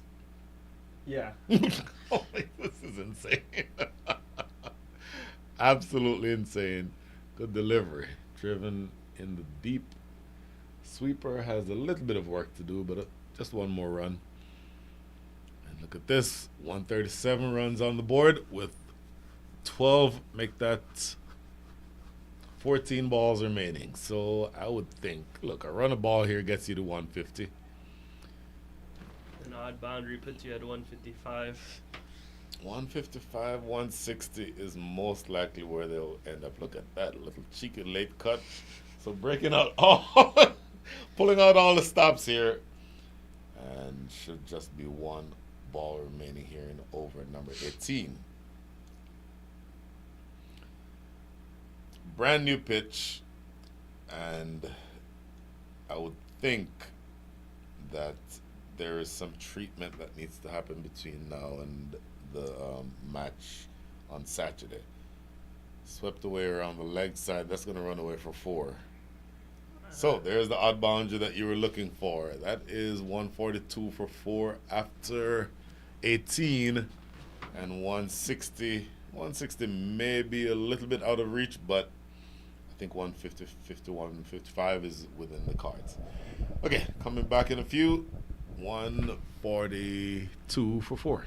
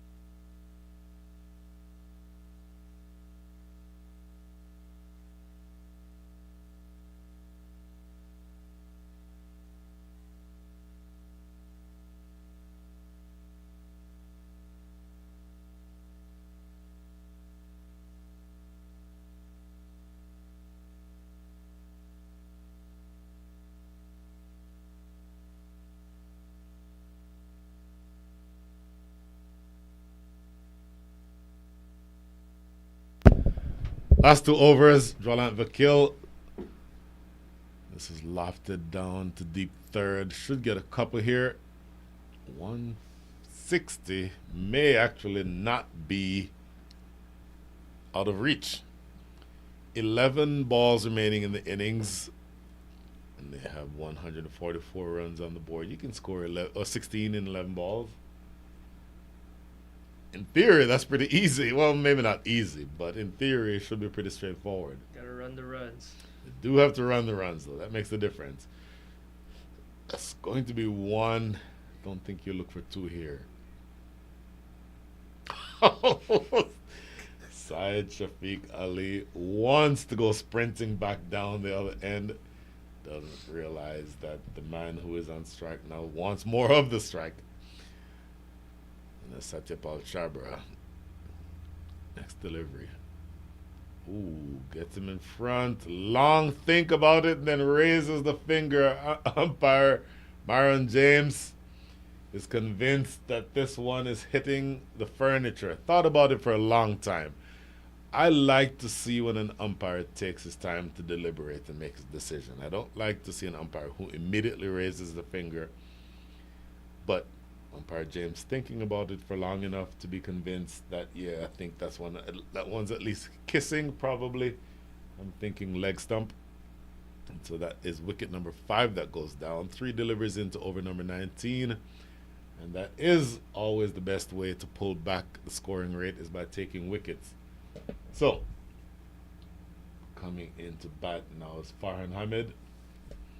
Played very well in the first match. Took 4 wickets, if memory serves correctly. And scored around 20 runs. Didn't manage to pull his team out of the difficulty that they were in. But different situation here. 9 deliveries, and he gets to bat during, as we used to call it, happy hour. Now's the time to just swing your bat. If you get out, there's only 8 balls left, so it doesn't really matter. So now would be the best time to bat and play carefree. Yeah, I think this is the point where they need to kind of accelerate a little bit more to see how high they can get the total and kind of help make up for the mishap in the first game. Yeah, they'll not want to see that very often. So, Roland Vakil, here he is again. Oh, good delivery. And also well played. Should get a couple here if they run. No. Thought about it, Farhan Hamid, but choosing instead to settle at the other end because Syed Shafiq Ali, I think, has designs on getting something going down the ground here. Roland Vakil is bowling a very full line, and of course, with that length, a full length is what I should have said, and bowling that full length. Oh, he goes across the line here, and a couple of bounces, gets it away to the boundary for 4. So, all of a sudden, you're at 150, and you still have 7 balls to go. 10 runs in 7 balls, that gets you to 160. More than doable. And let's see. All right, let's take bets. What's your final score going to be? 7 balls left. I would say they would get to. It's kind of a stretch, but maybe 162. I think 161. 161. 161. Couple odd boundaries. That's all we need. 161. We're around the same area. All right, 161 and a half. You're under, I'm over.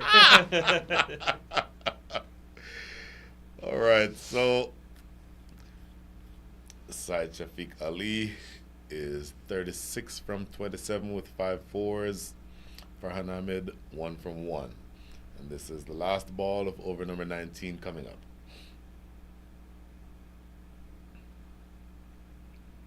Taking his own sweet time here.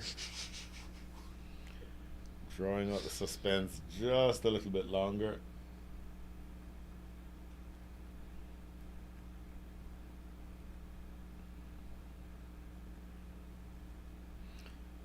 What a stroke into the leg side. Coming back for the second run. Oh, almost a direct hit there. But they get through without much fuss. That is going to be the end of over number 19. And the biggest question to be answered now is whether 162 or 161 is the final score. We'll be right back.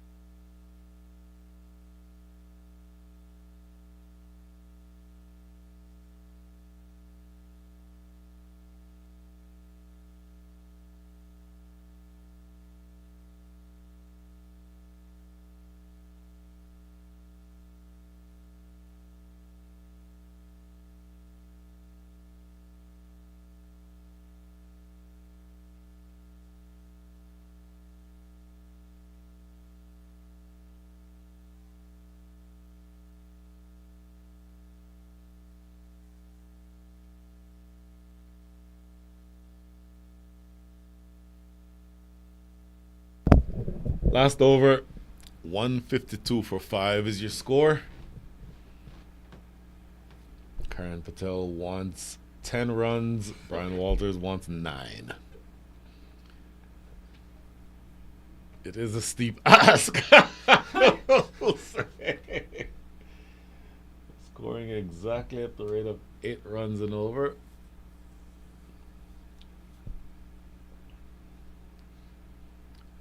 Left arm oh no. Yep. In fact, let's see here. Right arm around the wicket. Oh, Ketan Patel. Okay, my apologies.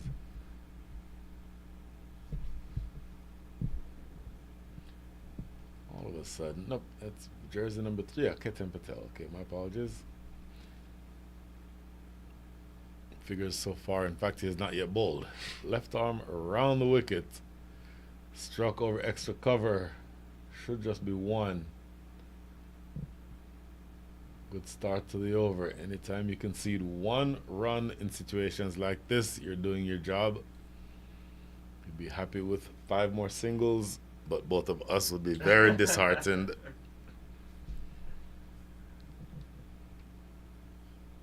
But already a decent score on the board. Looks for the big swipe, misses, and I think we both can say goodnight. That's not going to happen anymore. You never know. 153. So I would need 2 boundaries in the next 4 balls.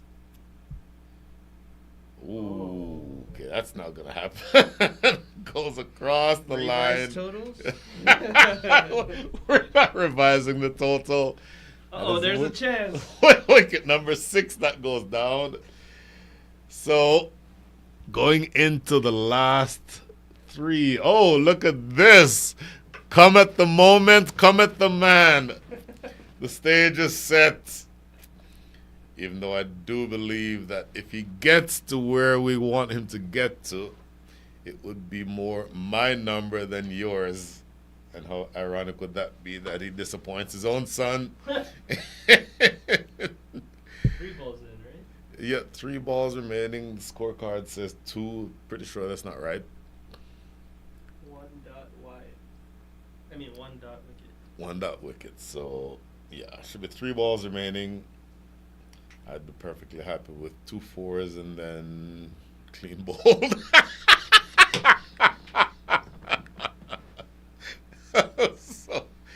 So let's see what the next 3 deliveries produce.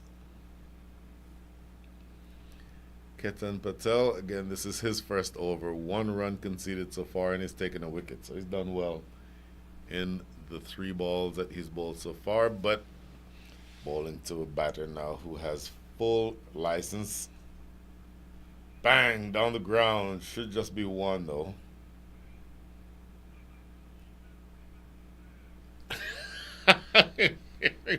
I'm hearing my voice from somewhere. I think it's my mom. That is your mother who's listening. She has the volume up on full blast too. Next delivery. Oh, a ball and played back to the bowler. Yep, we can both say goodnight at this stage. No ball six.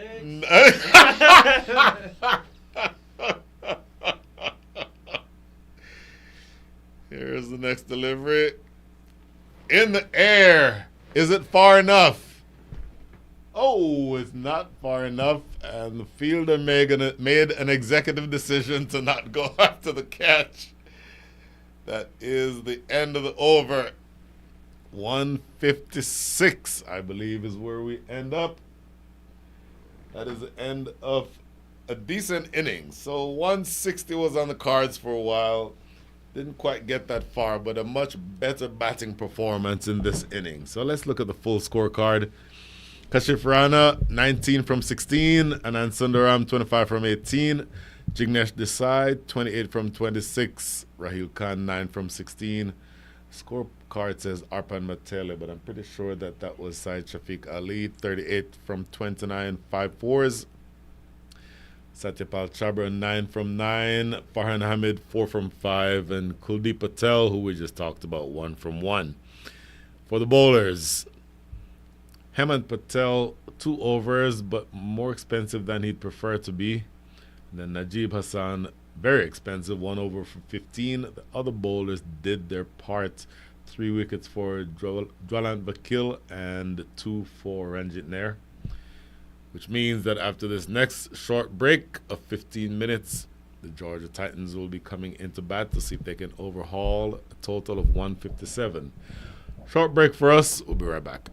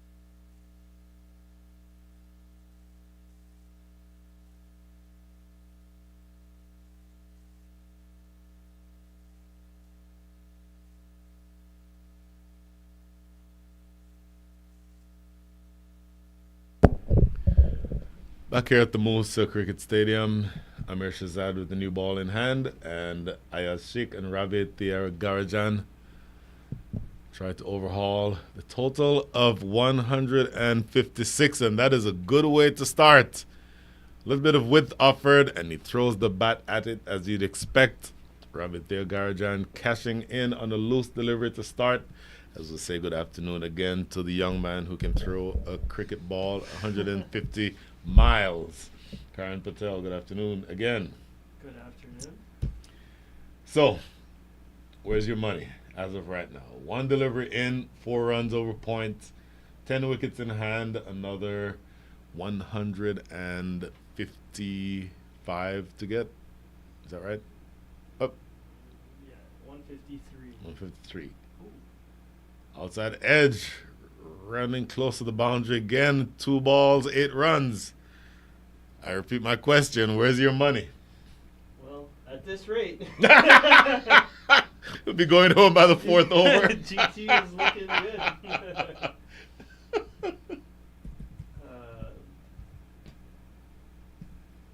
Yeah. Let's see.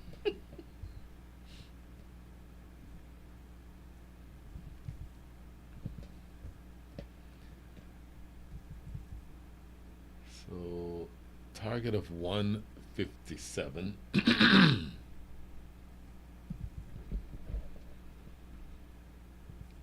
2 delivers in. You have 8 runs on the board. You're needing to score at the rate from here of 7.58.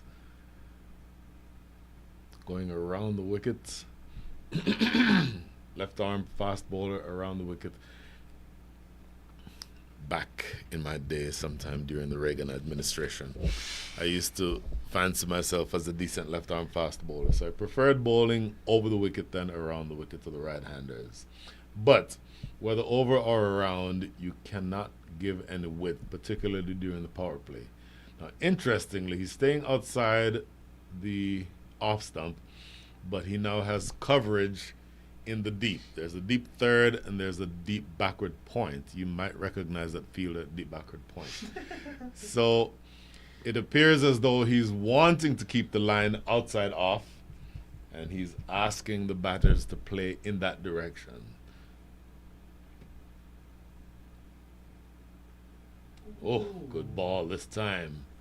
Goes past the outside edge. So starts the over with 2 consecutive boundaries, but then 3 good balls after that. 1 ball remaining here in over number 1. Again, needing to score at the rate of 7.8 and over to win. From here, exactly 7.77. Another 149 runs needed in the next 115 balls. Last ball of over number 1. Off the back foot into the cover. So started out well, Thiagarajan, but ended up with 4 dot balls to finish. That is the end of over number 1. The score is 8 without loss.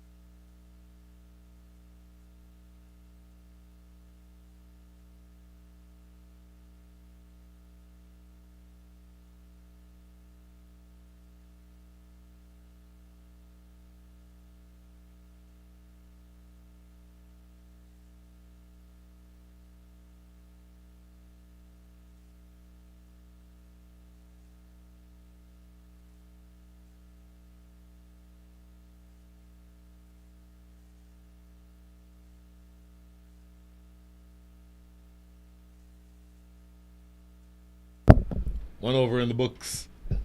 149 runs needed from the next 114 balls. And the new bowler is going to be Firoz Samnani, bowling from the Massey Ranch Road end. And bowling to Ayaz Sheikh. Ayaz Sheikh has not yet faced the ball. Ravi Thiagarajan, 8 from 6 balls faced, but those 8 runs came from the first 2 balls he faced. So a good closeout to the over for Amir Shazad.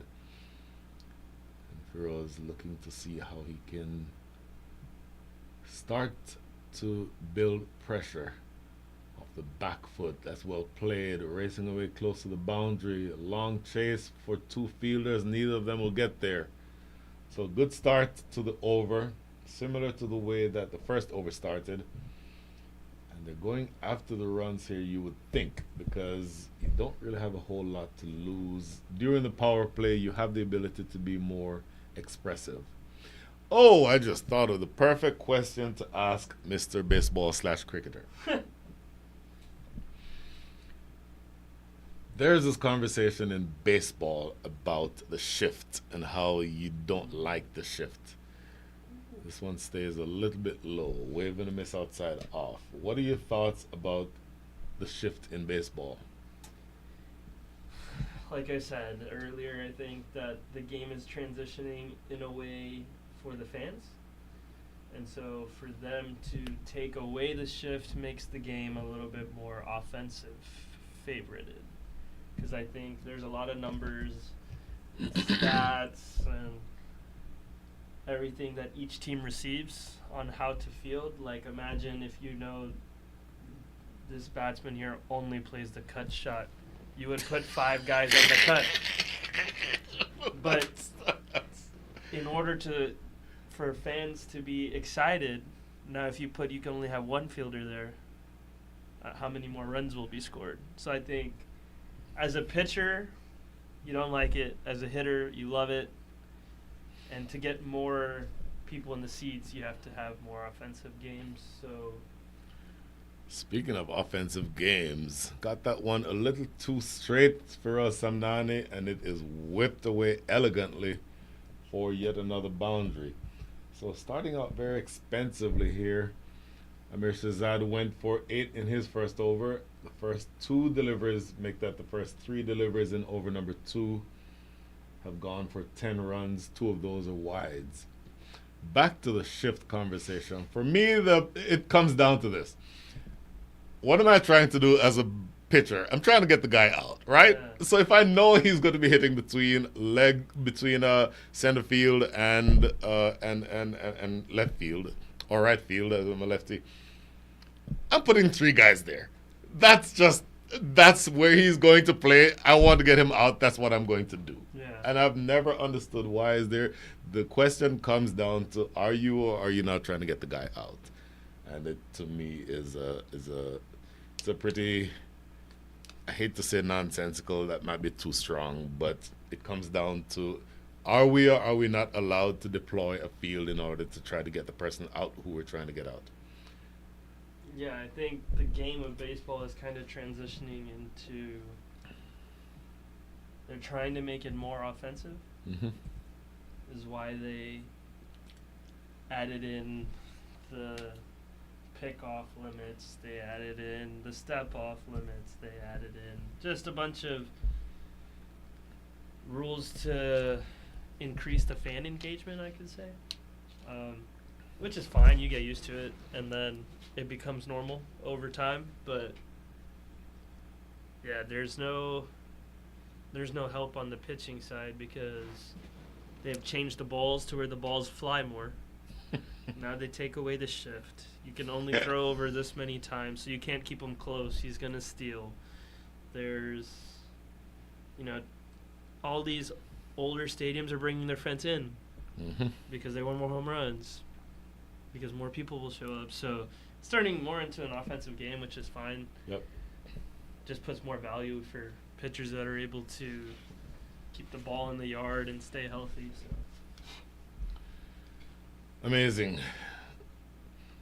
So, Amir Shazad, 1 over bowled. Again, the scorecard says Jam Ali. I know Jam Ali very well. I absolutely hated bowling to him.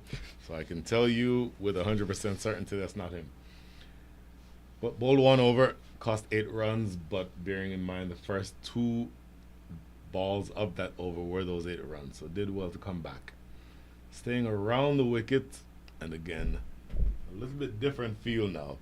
So there's a fielder at wide, deep third.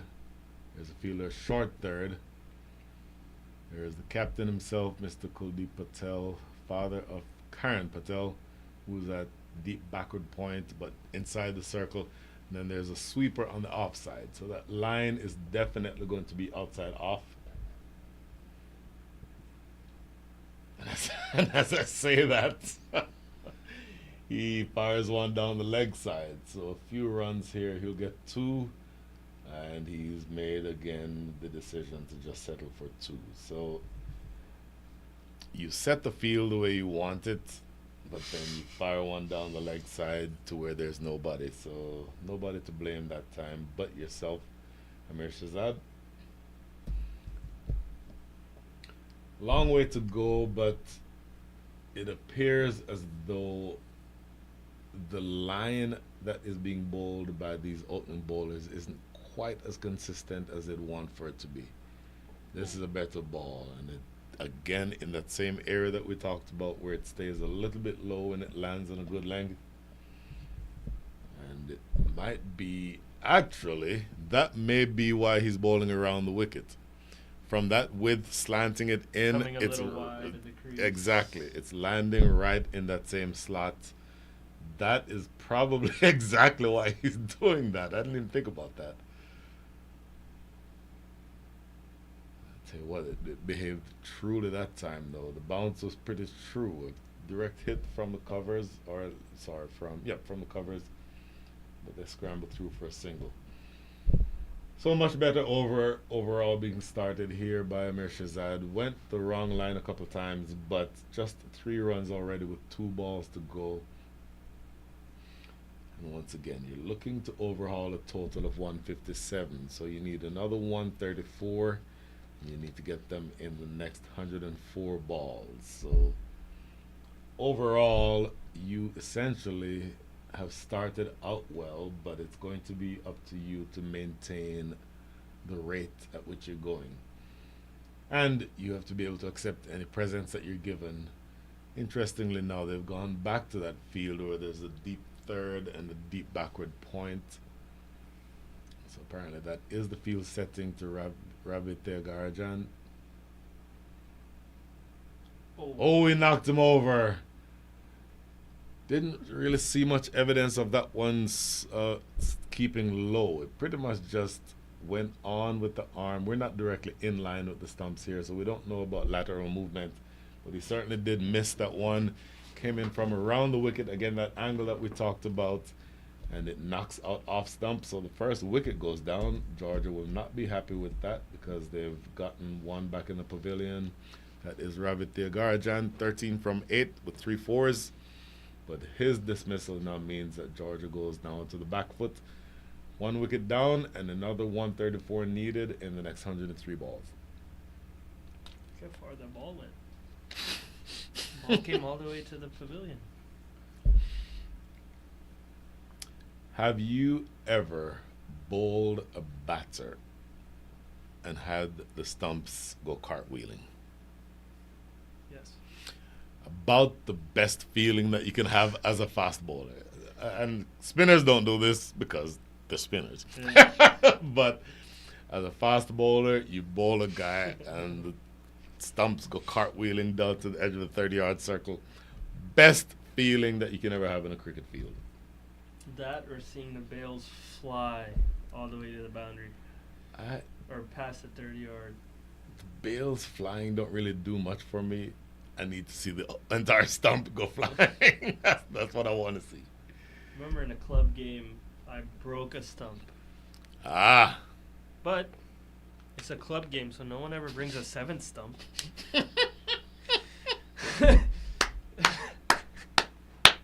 They only bring 6. That is a great point. What did y'all do? We just kept moving one from one side to the other. I'm actually low-key irritated thinking about that right now.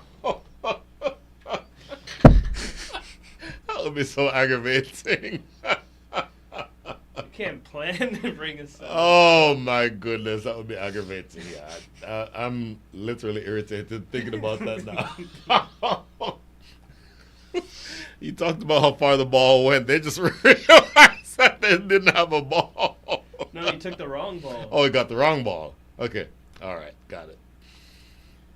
Okay. So new batter is in. Ajit Jayasinghe is on strike. And one ball remaining here in over number 3. Amir Shahzad, 1.5 overs, 1 for 11. But again, a much better over than the first one. Again, the first over only went for 8. The first 2 balls of that over cost him those 8 runs, but bowled well ever since. Played off the back foot. It's into the covers. That is Kuldeep Patel himself. Fields for no run. So good over. 3 runs coming from it, and the wicket fell. That is the end of 3. The score is 23 for 1.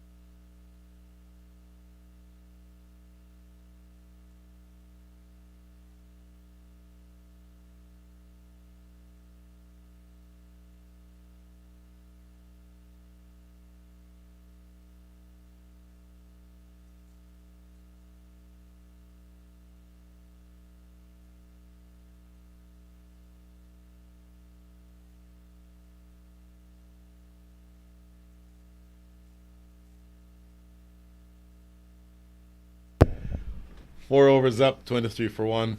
Make that 3 overs up. The 4th over is about to start. Firoz Samnani has bowled 1 over, cost him 12 runs. Now bowling to Ayaz Sheikh. Swipe and a miss. Very ungainly looking shot. Lost his shape a little bit there, but luckily for him, that back foot stayed inside the crease. Syed Shafiq Ali is the man with the gloves on. This is played out into the offside. Zubair Hussain, I think that is who's out there. So much more sedate start to the over.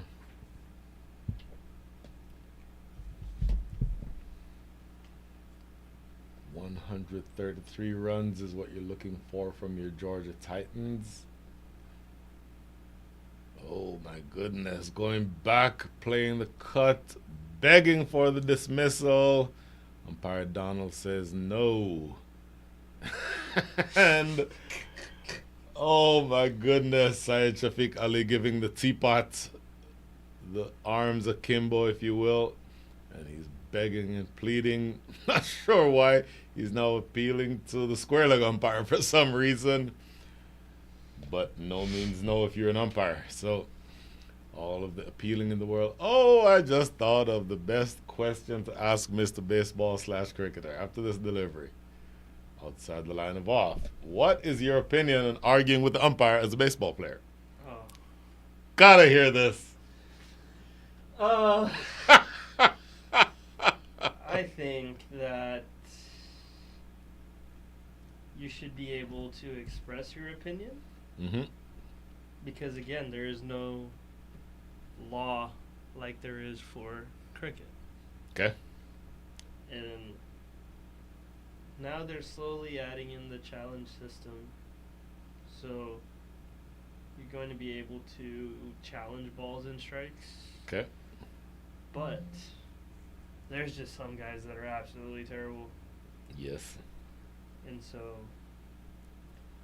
and if you see the guys that are constantly getting yelled at by other managers or teams, it's the same ones. Mm-hmm. It's never anybody different. And those guys don't want to change either. Mm-hmm. So it'll constantly be arguing on both sides. No one's ever going to be happy. And I think that's where in every sport, I think you kind of run into that problem. Basketball on fouls or football with flags. Cricket with not out or out, but at least at the higher levels you can review it. But I saw a basketball game very recently, and what the player was saying to each of the referees, we cannot repeat on air, but it was hilarious. He lined up all of them and pointed to each of them and called them, let's just say a certain name. That, again, we can't say on air, but I thought it was funny. But the bigger point for me is that those types of behaviors don't belong in sports. And it may be my severe prejudice as a cricket guy, seeing arguments with an umpire, and if you're a baseball manager, kicking dirt on home plate and all the histrionics, pulling the base out of the ground, all of that stuff just, to me, is performative more than accomplishing anything, going down the leg side again. Yeah, I think umpires kind of get too involved in the game rather than just calling what they see. So, did you see Hunter Wendelstedt this week? No. Tell me you saw that. Okay, for those of you who are trying to follow the game that we're following, I apologize. Whipped away, but I'll tell you what, that saved 4 runs. 1 yard to either side of him, and that's 4 runs. Hunter Wendelstedt in a game against the Yankees, 4 pitches into the game, Aaron Boone says something. Oh, he threw him out. Yes, I remember. But Aaron Boone says something, and he essentially said, anything else from you, and you're gone. And somebody from the crowd from the crowd said something, and he threw the pitcher out. Oh, the what do you call it? The manager. He threw the manager out. Speaking of throwing something out, he just threw that one completely out of the field of play. Ajit Jayasinghe, straight down the ground, 6 to long on. That's a big strike. That is the first 6 of the innings. The Georgia Titans will want many more of those because that brings you into the 30s, and the deficit is now 125. The required rate is 7.98. They need to be scoring they are scoring at the rate of 7.38. So a good couple of overs brought things back. But the Georgia Titans are looking to sort of cut away from the malaise and start scoring more runs.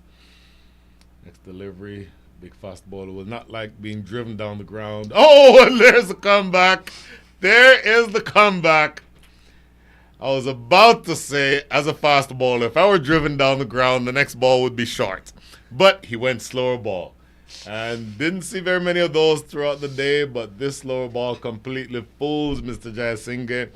Plays down the wrong line, and the ball crashes into the top of middle and off. So, second wicket goes down. Good comeback delivery from Amir Shahzad. That's the second wicket. The score is 32 for 2. So, back to Mr. Wendelstedt. And this is how old I am. I remember when his father, Harry Wendelstedt, used to umpire. If you're an umpire, you make a mistake, the whole world sees it. It's in the Washington Post the next day. Say something along the lines of, you know what, that was on me. I got that one wrong. Everybody would respect that. But he's still, even after the evidence is out, is still saying, he controls that whole sideline. I don't want to hear anything from the sideline, which is just an irritating thing to say. And I think players, in fact, I won't suppose. I'll ask you as a player, do you respect an umpire more who says, yeah, you know what, I got that one wrong? Or absolutely. Maybe coming to you when you're walking off the mound, yeah, that second guy, yeah, that was just on the outside edge, but I call it a ball. Absolutely, because we're all human. Mm-hmm. We can all make mistakes, and he has a split second, right, to decide what he thought was a ball or a strike or whatever the case may be. And umpires do that. They do as you're like walking off and they do a glove check, whatever. Maybe if he made a mistake, he's not gonna let the crowd know. Exactly. But he'll come over. Attention. Yeah. I made a mistake that last time. He'll come over and say, "Hey, my bad. Yeah. I just got caught up," or whatever the case may be in that situation. But there's, for how invested they are, because everything runs through them. They're very sensitive.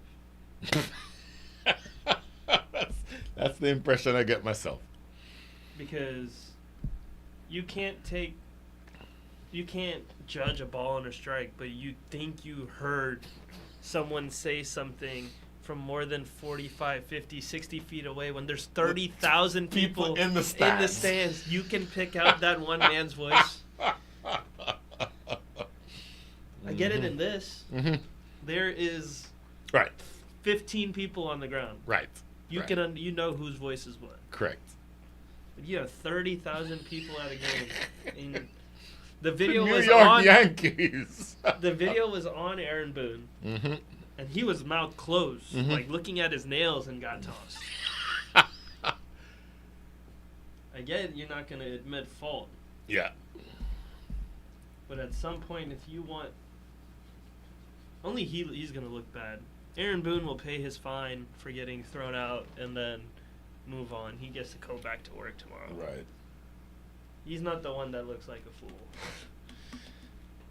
I will say this, and this is not in any way... In fact, I'll wait until after this ball. This is the last ball of over number 5. Okay. That was supposed to be the last ball of over number 5. But... Number one, I respect the umpire's decision. But if it's egregiously bad and I'm a manager, and I rehearse this in my mind all the time. It's like, if I'm a manager, I say to the team, you know what?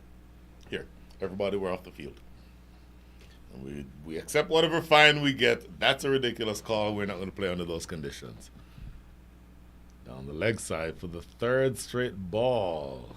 Oh, that may have just clipped the pad on the way through. So... Luckily for him, Amir Shahzad didn't get called for the 3rd straight wide. He does take a wicket in that over, concedes 10 runs. End of 5, the score is 35 for 2.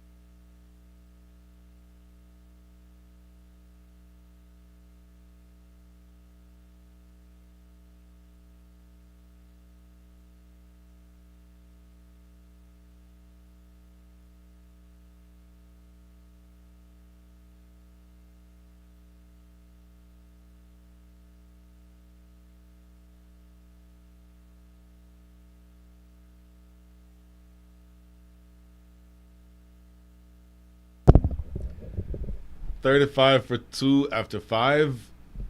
Bowler coming now from the Massey Ranch Road end is Firoz Samnani. He's bowled 2 overs, conceded 14 runs. And so this is the last over of the power play.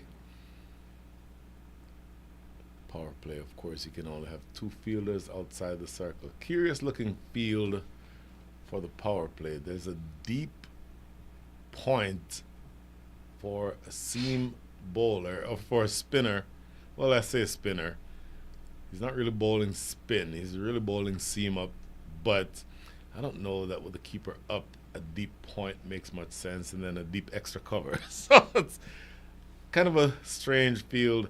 Now that was a sort of a loopy type of delivery. First one goes down the leg side, next one is a dot. So 5 balls remaining here inside the power play. In the air, goes right to that man. I just said that. I have no idea why he's there, so maybe I guess they the deep point made sense. they know more about this game than I do. And so 4 balls now remaining inside the power play. Big picture, 120 more runs are needed from the next 88 balls. They need to score at the rate of 8.18 runs and over. Batters are Ketan Patel, 1 from 2, and Ayaz Sheikh, 9 from 12. Ayaz Sheikh has 1 boundary struck so far. There have been 4 fours and 1 6 hit in the innings. Hammered, but again, a good field setting. Once again, they appear to know more about this game than I do, because that deep extra cover fielder is exactly in the right spot. And now with the field switching back and forth with the left arm and right arm combination, or left hand and right hand combination, you'll be out of the power play in the next 3 deliveries, and then you can be more enterprising with the field settings if you need to. This is swept around the leg side. Should get a couple here. Watch umpire Donald to see if there's those were wides. So these are free runs. 3 free runs. And still 3 deliveries remaining here in over number 6. The team that you said you were about to play with, which team is that again? The Lincoln Salt Dogs in Lincoln, Nebraska. Okay. What is your comfort level with changing being starting pitcher? What I mean is, would you consider middle relief or closer? So I've been a starter my whole career until I got drafted in 2019, and the White Sox made me a reliever. So I did everything from middle relief to long relief to closing. And then once my contract was finished, I kind of came to terms with myself and said I should probably go back and do what I do best. Yeah, that's what they thought that was what was best for me, but it didn't. I wasn't very comfortable. I did it. Okay. I came to like it, but starting games, I get better as the game goes on. Not a 1-2 inning come and, go full on for 2 innings. It takes me a little bit, and I'm able to hold it throughout the game. And so being able to do that, and Lincoln has given me the opportunity to start. So very interesting. So 8 coming from that over. That is the end of the power play. 4-3 for 2 is your score up to 6.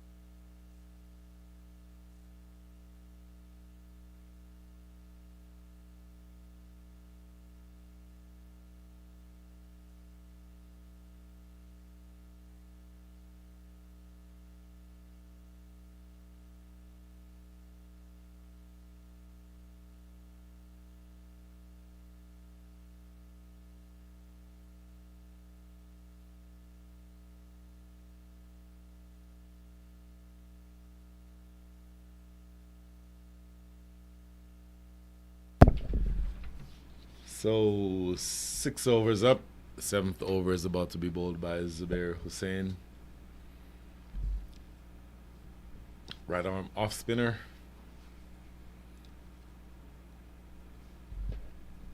Okay, let's play a game. Zubair Hussain was asked who is his favorite cricketer. Who is Zubair Hussain's favorite cricketer? I have no idea. It will take you literally 4 seconds if you think about it. He's around my age. Oh, what a great ball. Yorker length. Absolutely brilliant. He's done that to me a number of times. He absolutely loved bowling to me. I will say it. And that was pretty much the result each time. He loves bowling to lefties. Pitching on the popping crease and taking out off stump. So Ketan Patel is dismissed. 43 for 3 is your score. If you think about the answer to that question for 5 seconds, Zubair Hussain and I are around the same age. He may be a year older than me. Where is he from? Oh my goodness, start there. Pakistan. Then that should answer your question right there. I mean, but there's so many legends. If you pick one. I would say Shoaib Akhtar. No! He's too young. I have no idea. I'm blanking. Imran Khan. I actually played with Junior. Imran Khan Jr.? Yeah. Lefty? Yeah, for LSA. By the way, is he actually his son? I don't know. Okay, I know, because it goes by Imran Khan Jr. I'm Yeah. thinking, well, he's a fast bowler. Left-handed. Right. But, I mean, Imran Khan Jr. is, I would estimate, 5'8". Yeah. Imran Khan, the cricketer, the international cricketer, is probably 6'3". So there's... But they both played international. Imran Khan Jr. played internationally? I'm pretty sure. Did he? I did not know that. Fact check. Fact check yourself in real time. Okay, in the meantime, the new batter is Najib Hassan. Right-handed batter, so now you have 2 righties at the crease. And Zubair Hussain can be much more creative with his field settings if he likes. Still a relatively aggressive field. Pakistan international cricketer, 66 T20 wickets. Interesting. I did not know that. I bow down to you, sir. So one delivery into over number 7. Zubair Hussain now bowling to Najib Hassan. Stays a little low, but he does well to keep it out. So a very aggressive field. You have short third, you have a slip, you have backward point, all inside the circle, cover inside the circle, extra cover inside the circle. Tossed up in the air. Whoa, he almost took off a special catch. Oh my goodness, that would have made the highlight reels all over the place. That is Farhan Hamid at extra cover. Diving left-handed attempt. Got to his hand but did not stick. That was a brilliant, brilliant chance. Again, back to the fielding. Diving around. Oh my goodness. There's going to be one play this week that just makes it to Sports Center. We're going to have to get the recording. Top 10 plays. Look. Over 50. I'm telling you. We'll work on it. We'll work Send in on the it. description and Yes. it's in there. Yes. Unfortunately, I don't think anybody who used to work at ESPN when I did a couple of stints there in the early aughts, I don't think they're still there. So we may just have to mail it in and... Oh, social media is big. Just tag them. Post it on social and tag them. Okay, you know what? I may do exactly that. But first, we need the play first.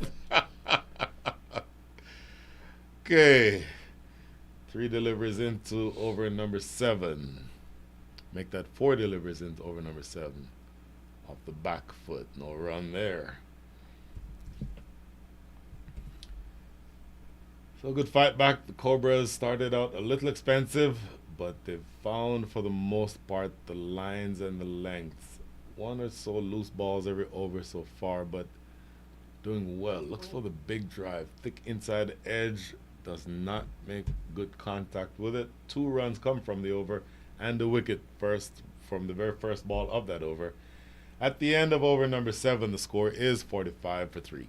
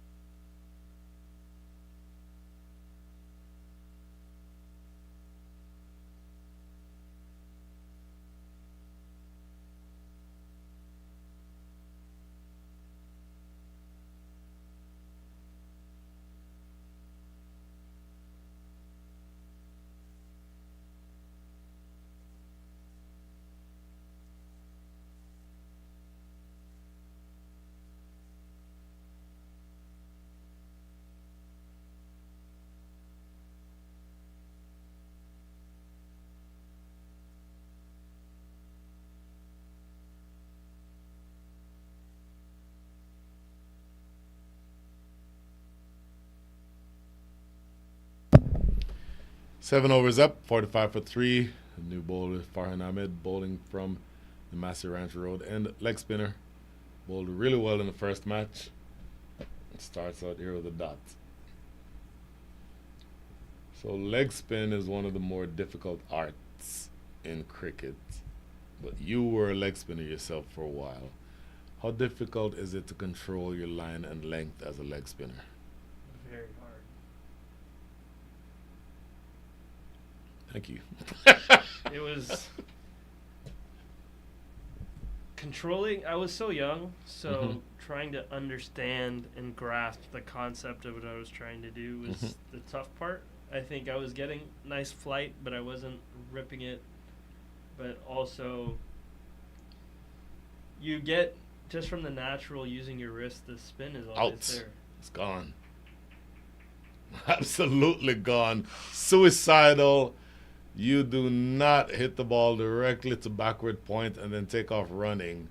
And I think you learned that the hard way. That's not something that you want to do, especially when you're in the situation where you've lost a wicket the previous over. So the third consecutive delivery in that over was a dot, and they tried to turn a dot into a single. Always a bad idea. 3 down. Make that 4 down. No, but yeah, I think leg spin is the hardest variation of bowling around. You have to constantly work on your wrist spin and finding that line and length, and then your variations, and there's a lot that goes into that craft, and they're very appreciative because there's not many of them around. One of the best fast bowlers in the history of cricket. This is trivia time for you. I failed. One of the best fast bowlers started out as a leg spinner.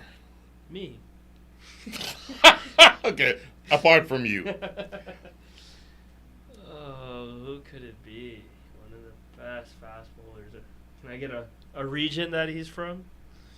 I'll get to the region last. 519 test wickets. That doesn't help, does it? No. But I'm just thinking of fast bowlers. This is probably way before. Or can I get a time frame that he played? That might help me. Played in the late 80s to the early 2000s. I want to say Kapil Dev because that's like Dad's favorite cricketer. No. Oh, God. First of all, Kapil Dev has 434 test wickets. Do you like how I know these numbers just off the top of my head? Yes. Wait till I quiz you. No, you don't get to quiz me. It don't work like that. When you're sitting in this chair, then you can quiz me. Is he West Indian? Of course he's West Indian. Okay, Who else there would I we be go. talking about? No. Started out as a There leg goes spinner. my history in pace bowlers. Okay, you want a specific country that he's from? That won't help. It won't? No. All right. You know, in my day and age, we have this thing called Google.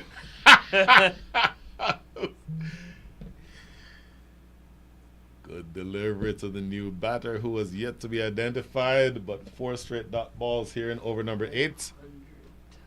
519 test wickets. 6'5" ish. Jeez. When it comes to West Indian fast bowlers, I don't really know many. I think I really remember a couple that played in that, with Sachin and Tendulkar and them that came down for those 3 or 4 He games. played in that Courtney series. Ambrose? Who? Or what's his first name? Is it Ambrose? The You guy- literally just called the first name of one and the last name Oh, of the no! other. See, my cricket knowledge is bad. Sorry. Was the first name right or the last The first name was right. Okay. So what was the first name you just said? I said Courtney. Uh-huh. What's his last name? Sorry. Oh my God. No disrespect. American born. Courtney Walsh. Walls. Courtney Walsh. That name was in my head. Then you should have said it. Oh, why didn't I say it? A single to close things out in over number 8. Another successful over for the Texas Red Cobras. Scores 47 for 4. Leg spin.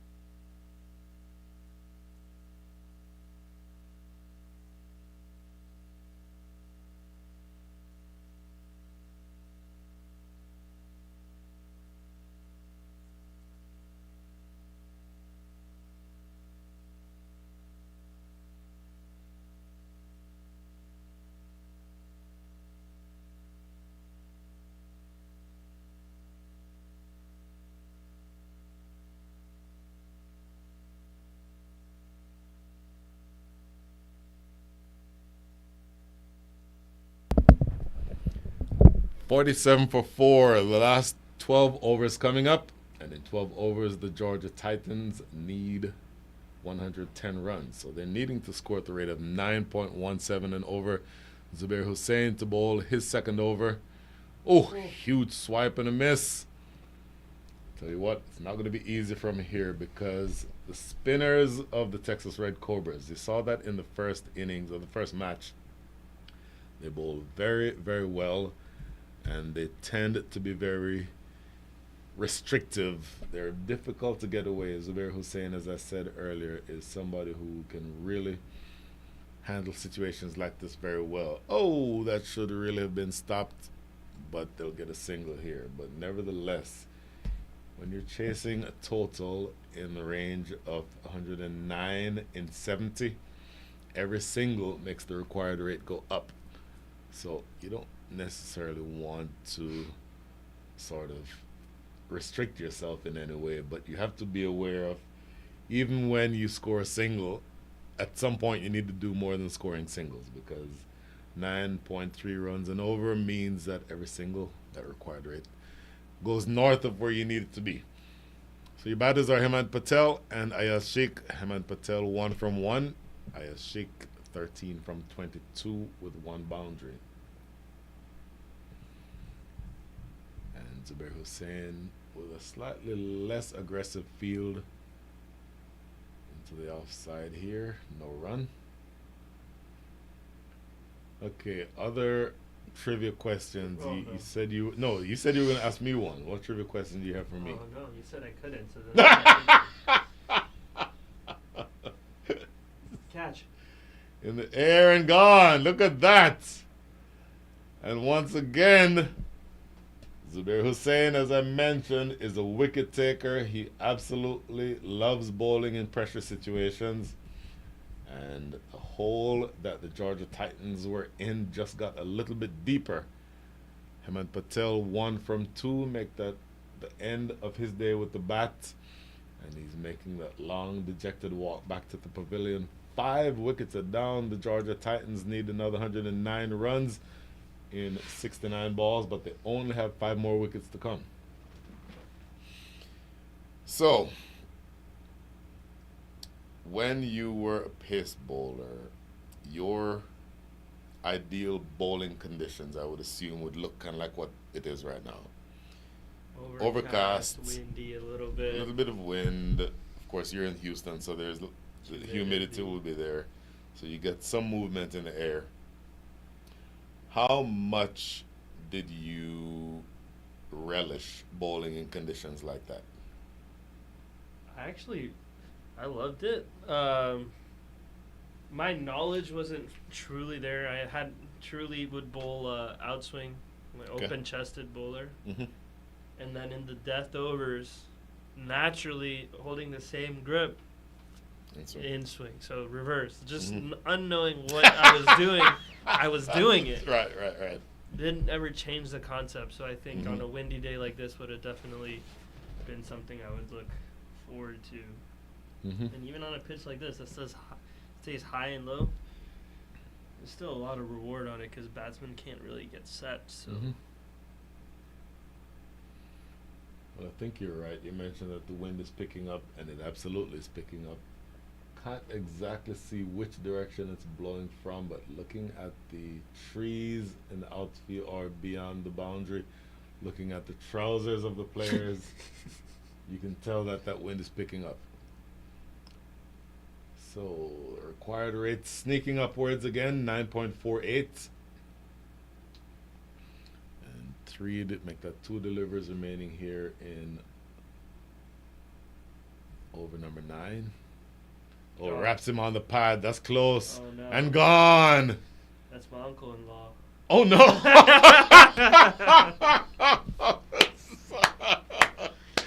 Kalpesh Das, my apologies.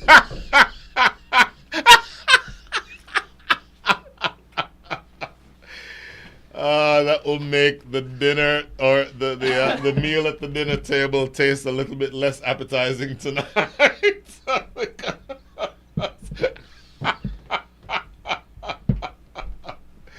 no. Mr. Das, I suggest that you replace the water with beer. It will taste better.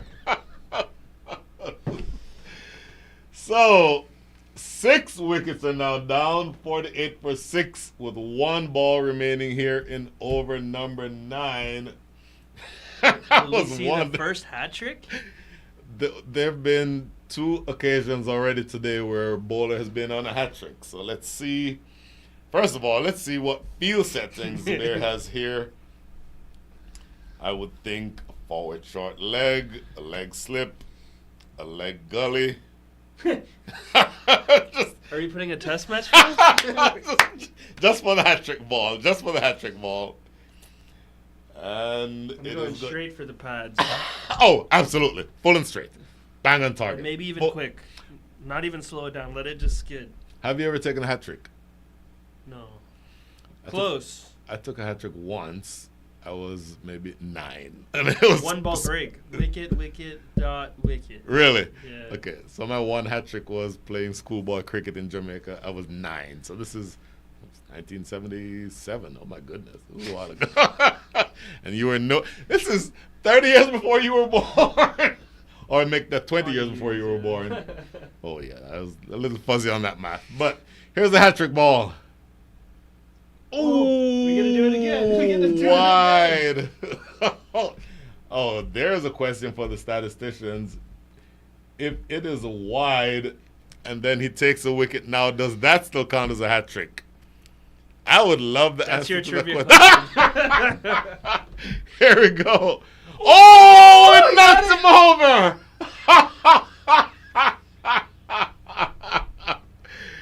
So does that count as a hat trick? I'm thinking yes. 3 illegal deliveries in a row, yes? Yeah, that's It's a hat trick. Zubair Hussain closes things out in over number 9 with a hat trick. At least that's what we're going with for now, unless somebody else tells me differently. And the Georgia Titans are 49 for 7. Okay, Google time.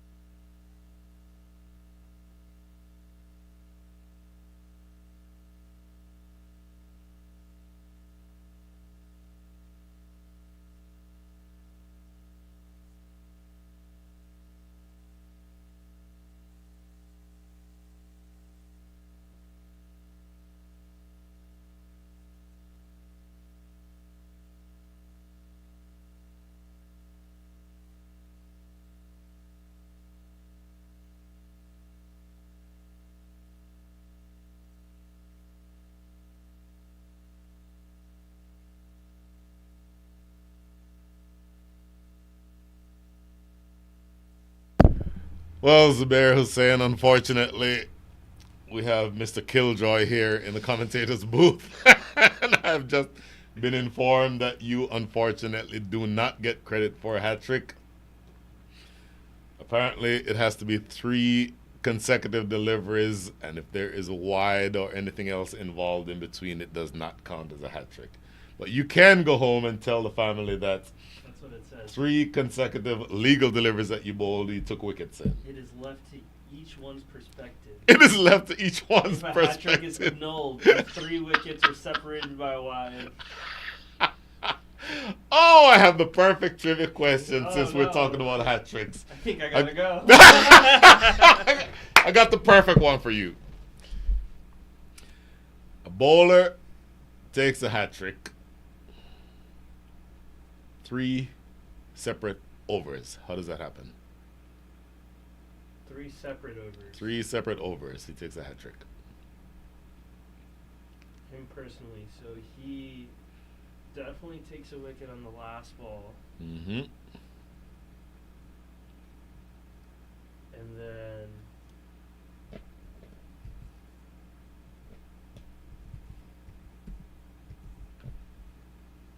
okay, yeah. So he takes a wicket. Ah, on I his saw the last light ball. come on. I saw the light come on. Oh, that is a lovely looking strike for 4. Over extra cover. Good looking shot.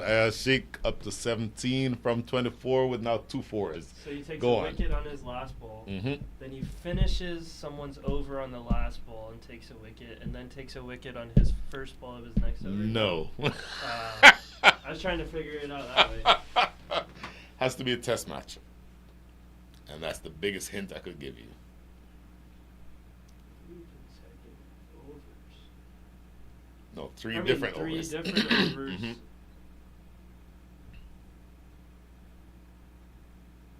The end of each innings, probably. So then,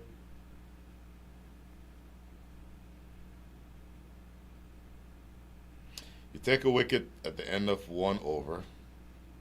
So that is 9 wickets down.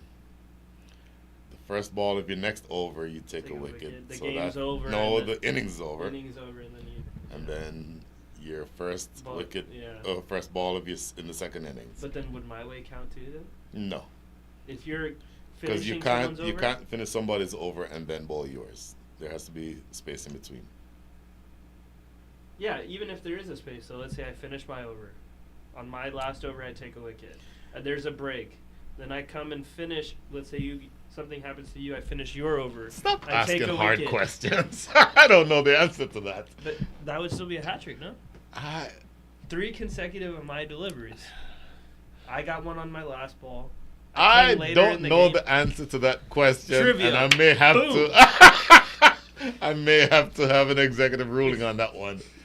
Ooh, but I just thought, oh my goodness, this is the perfect trivia question. Ooh.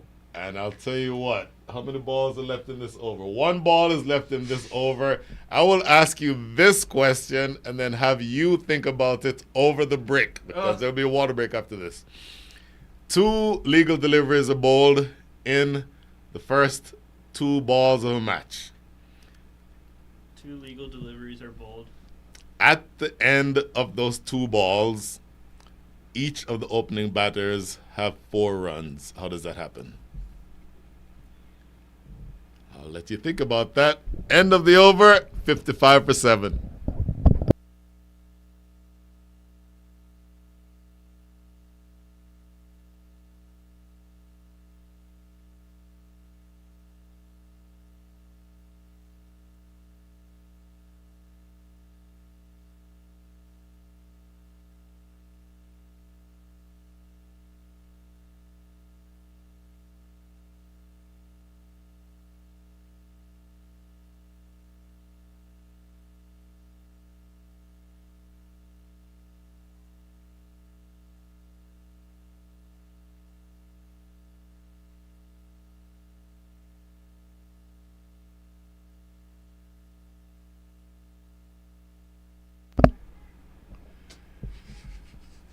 $55 for 7.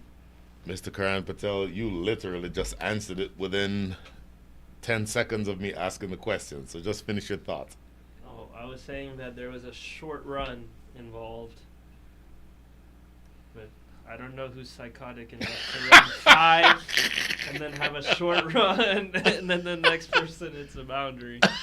That's how both players in 2 balls have 4 runs apiece. So then you literally already answered it. Yeah.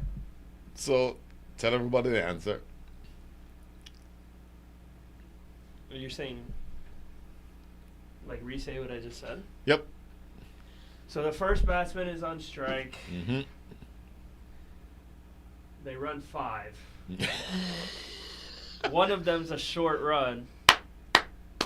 So technically he's on the non-striker's end. Well, not technically. He is actually on the non-striker's end, but only gets credited with 4 runs. Mm-hmm. And then the next ball, the other batsman hits a 4. You nailed it.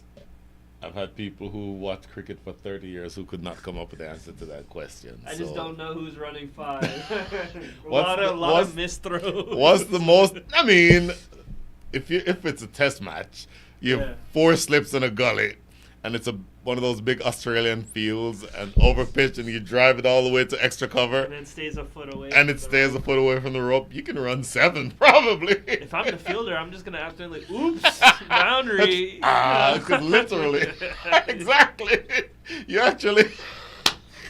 You will save 2 or 3 runs for your side if you do that. Driven down the ground, if you just kick it into the rope. Oh, my bad. Just sorry, trip and went for fall. 4. Yeah. Throw it over the rope. That is funny.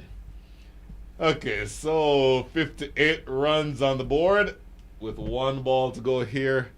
Zubair Hussain gets this 1-2 straight, turned around to the leg side. Should just be 1. 5 runs coming from over number 11. Georgia Titans need 98 runs in the next 54 balls, and the score is 59-7.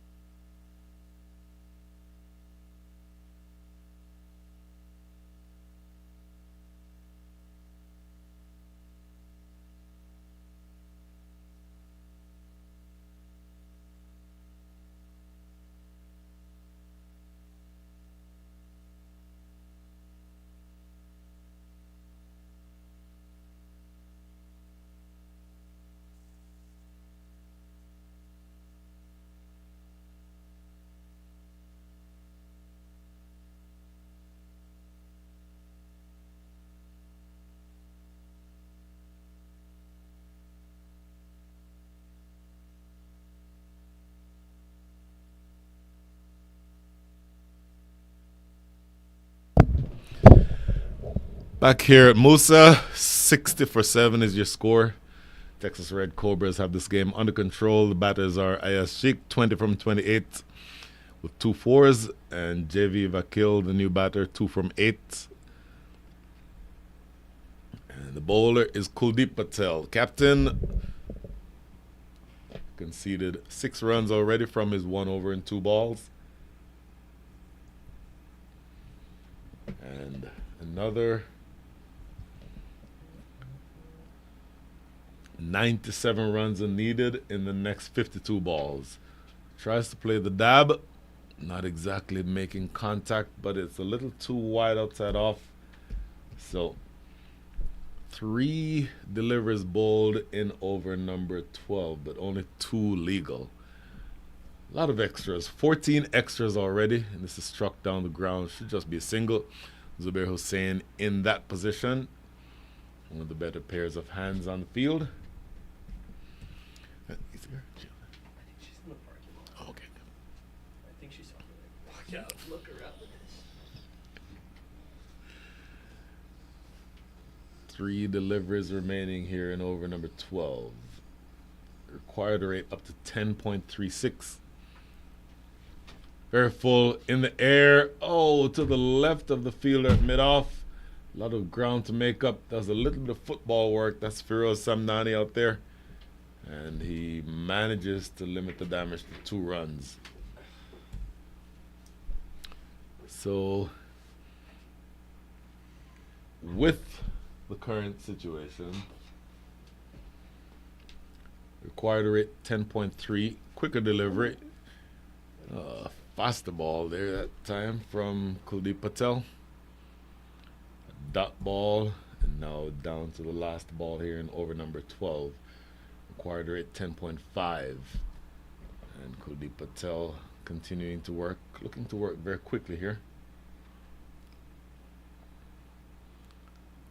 Oh, goes past the outside edge, and a little excitable there, side Faraz Ali, but nothing happens. That's the end of over number 12. The score is 64 for 7.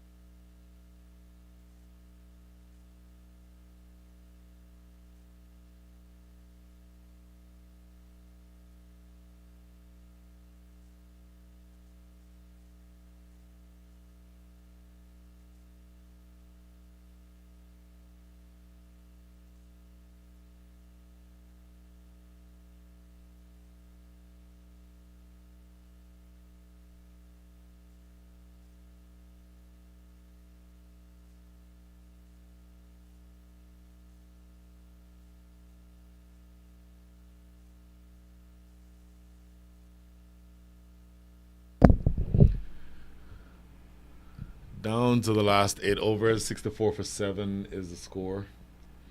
Farhan Hamid with the ball in hand. Bowling to Ayaz Sheikh, 21 from 29 of 2 fours, and the hill to climb is getting a little bit steeper, a little bit more treacherous for the Georgia Titans. They need another 93 in the next 48 balls. And it will not be easy against the Texas Spinners. Played into the offside. That is just a single. Zubair Hussain, after having bowled a good spell so far, has the responsibility of patrolling the outfield, something that he does very, very well. And the required rate now up to 10.8. So, to the extent that when you are... Oh, this is in the air. This is going to be safe. And in fact, he got plenty of it. Went all the way for 6. That is a good-looking strike by JV Vakil. Went all the way for 6 over deep mid-wicket.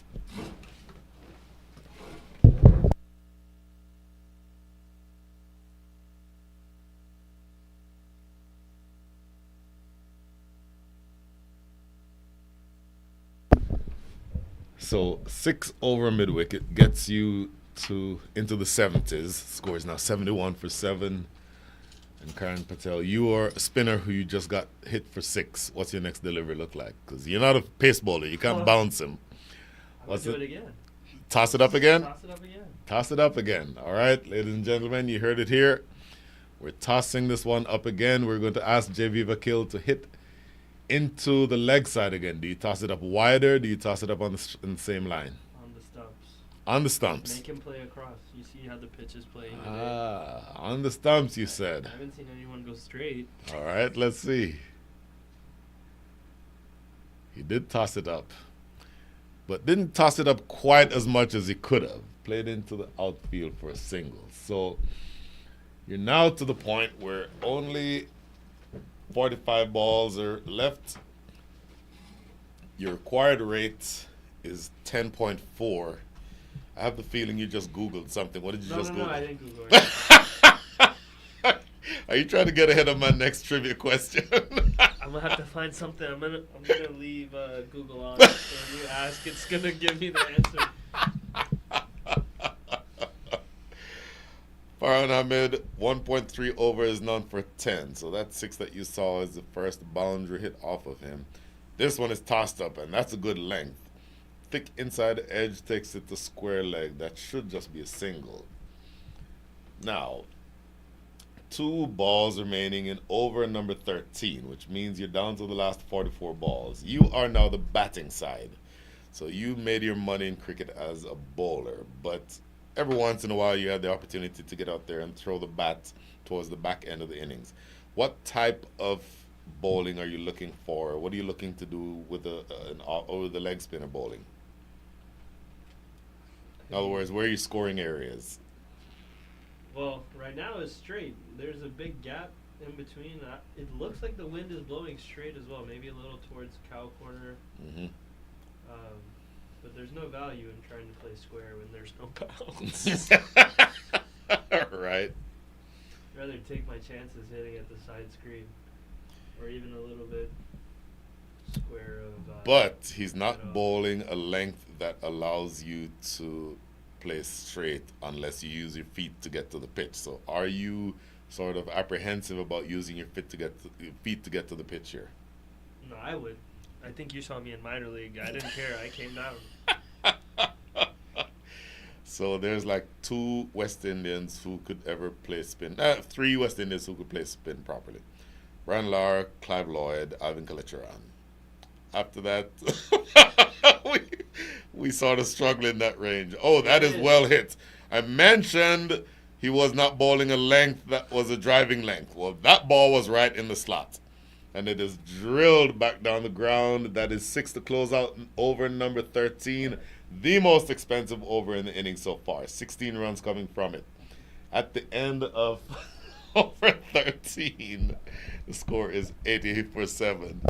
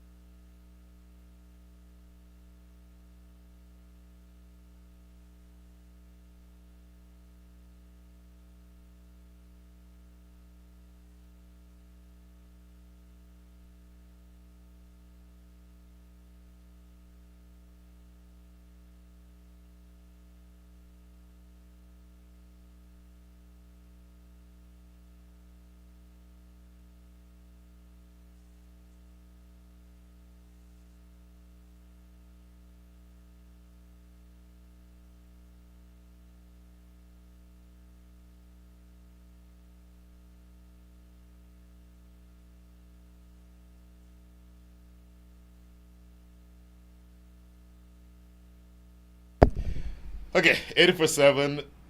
And the man with the ball in hand is looking to turn things around. JV Vakil is on strike. Kuldeep Patel with the ball in hand. Run, Forrest. What? What advice do you have for your father here? What is he looking to accomplish to this man who just took 16 runs off the previous over, including 2 big sixes? I think he's just going to try to keep it tight. He bowls very wicket to wicket. Okay. Usually bowls a little bit flatter. Today I see him giving a little bit of some air to it. I think he'd probably just stick to keeping it a little flat and let the deck do what it's doing. Okay. I think the deck will play the games for you instead of trying to change your variation. And it's against the wind, so. Hit down the ground for a single. Well, even with those fireworks from the last over, you're still needing to score at the rate of 10.2 and over to win this game. And you only have 3 wickets in hand. So you're going to have to be aggressive, but you can't be too aggressive. There is that full delivery you were talking about. off the outside edge. Zubair Hussein is after it. And it goes all the way for 4. I tell you what, he may have pushed that one through a lot quicker than I realized. The wind is flying that way, I think. The wind blowing in that direction. And there is now long distance conversation going on between Jignesh Desai and Kuldeep Patel. So, where you are now, I'll tell you what, it doesn't necessarily mean a whole lot, but with that boundary, the required rate is now under 10. So, a flurry of runs in the last couple of overs, 16 from over number 14, from over 13, and now 6, and now make it 7 from over number 14. So, you're sort of driving in the direction that you need to if you're Georgia. Once again, not much room for error because you still only have 3 wickets in hand. And now here's Kuldeep Patel again. In the air, catchable. No, it doesn't carry all the way down to Jignesh Desai. If you are Captain Kuldeep Patel, if you're your father, are you thinking, Jignesh, you could have come in a couple of steps and tried to take that catch? What bowler isn't thinking? Everything's a catch until you don't make it there. I will say this, in fairness, those flat ones are some of the more difficult ones to take catches off of. Quick single here, direct hits, gone! Wow! So the man who was looking, I really want to know why you're laughing as hard as you are, Karan Patel. What is tickling you? That is a direct hit at the non-striker's end. Wicket number 8 goes down. What are you laughing at? It's just funny how it works. He doesn't take the catch. And then the next ball, he wants to get run out. It's like 2 chances and 2 balls. So, and a cheeky single. I will say this. You do want to take chances, but maybe, to your point, taking chances might mean skipping down the track to a spinner. It doesn't mean running a suicidal single on a ball hit inside the circle. Inside the 15. Inside the 15 is more accurate, yes. Hit right to the fielder. So that is the end of the day for Mr. Ayaz Sheikh. I believe that's who was run out. No, it was Roland Vakil who was run out. So Ayaz Sheikh is still there, 31 from 34, 2 4s and the 6. And the batter coming to the crease is going to be Sushil Bhatt. The Georgia Titans are running out of options. In fact, that is the end of the over. So, end of over number 14. The score is 88 for 8.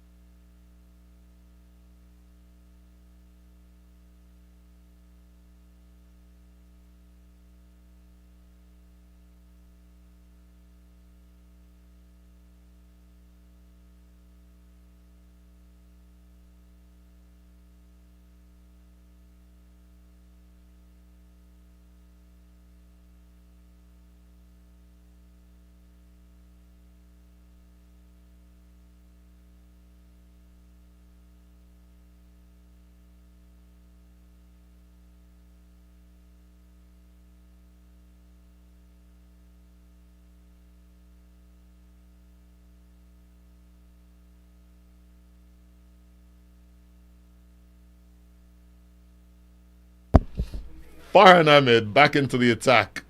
Oh, almost overbalanced there. I think he just did manage to clip this one around the leg side, but he just about got the leg by. I tell you what, if that had not hit his stumps, it might have been his pad rather. It might have been a wide, but he would have been stumped.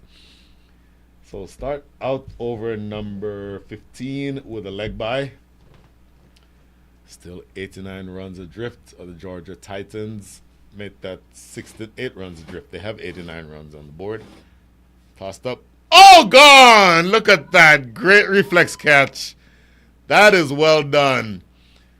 For a split second, I thought it was screaming down in the gap between long on and long off. But Farhan Hamid had other thoughts. He does end up in the wickets column for the first time in this match. And all of a sudden, we are one delivery away from this match being finished, Mr. Patel. Looks like a bunch of kids out there playing. Moving around, diving. Well, I'll ask you again because, oh, you see, all of the questions keep coming back to me. You've obviously, as a spinner or pace bowler in cricket, have return catches coming back to you. As a baseball pitcher, I'm sure you've also had balls hit right back at you. Yes. In a cricket match, the ball is not hit quite as hard as a comebacker in baseball. But in a baseball game, you have a glove that's protecting you. So, all of those things considered, which is more difficult? Baseball. I didn't even finish asking the question. I didn't even finish asking the question. So I get hit more in baseball. You get, I've taken 105 off the calf. Ouch. 105 off the back. Off the back. Just why are you finishing? okay, it's finish. Coming at me, so okay, you gotcha. kind of defend yourself. Cricket is like, it's only if they hit it at you. Sure. Baseball is we're spinning and we're trying, like we're rotating as fast as we can. Plus, you're slightly closer, right? You're 60 feet 6 as opposed to 66 feet. Oh, in the air, didn't quite carry back to Farhan Hamid. Thought that was the end of the match. This is just based off personal experience. I mean, that's why I'm asking you, because you've had personal experience. Many balls hit back at me in cricket have not physically hit me. Sure. Every year in season, I find a way. to get a ball off the hit quad, right back. off the hamstring, off the calf, off the hip. You know, it's somewhere, and it's always 105 plus. So Ouch. I gotta avoid the bat. That's what you get for pitching 96 in the first place. And they bruise for a while. You feel like you gotta. I would imagine. Down the leg side. Leg gully. What to say? You have a leg gully in position. You have a slip. You have a short third. Honestly, a silly point. silly point. Might as well. Let's bring everybody in. I want to see an 8-1 field. And that's going to be a single. When do you start in Lincoln? I start my drive on Tuesday. You're driving up there. Yes. Okay. 5 months, so I want my car. Sure. You know what? That's a great point. I talked about you and Kyle being the same age. Kyle started with a new team last fall and drove from home in Austin to Rochester, New York. Ooh. So that's a bit of a drive. Yeah, Lincoln's only 12, so it's not bad. Yeah, Rochester was like 29 Yeah. I did 17 in 2022, Houston to Phoenix for spring training. And then I shipped it to where we were playing in North Carolina. Oh, you had it shipped, okay. Yeah, and then driving home, I drove 17. From North Carolina? Yeah. Wow. 91 for 9 is the score after 15. The only intrigue it feels like that's left in this match is whether or not we'll go full 20 or whether or not one of these wickets will fall sometime in the next 30 deliveries.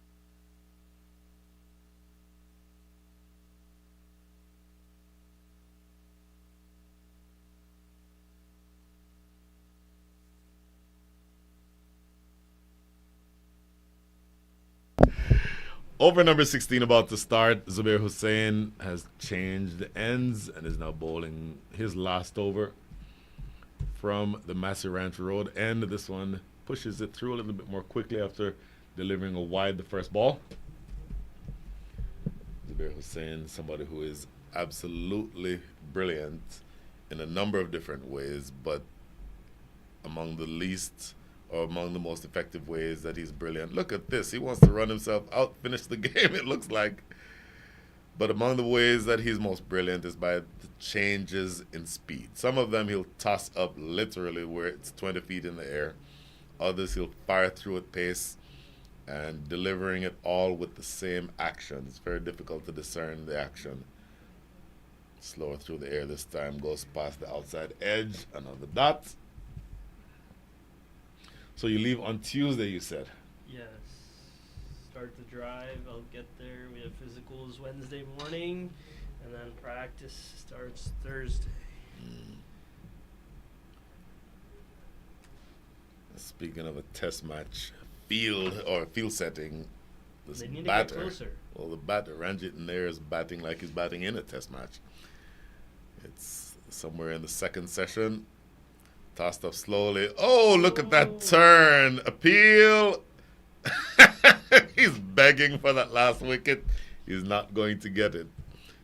Slip fielder in position. Short mid-wicket. Short third. Everyone inside the circle. Begging Ranjit in there to hit the ball in the air. And this is defended to short mid-wicket. That is a dot to close things out. Just one run coming from the over. Score after 16, 92 for 9.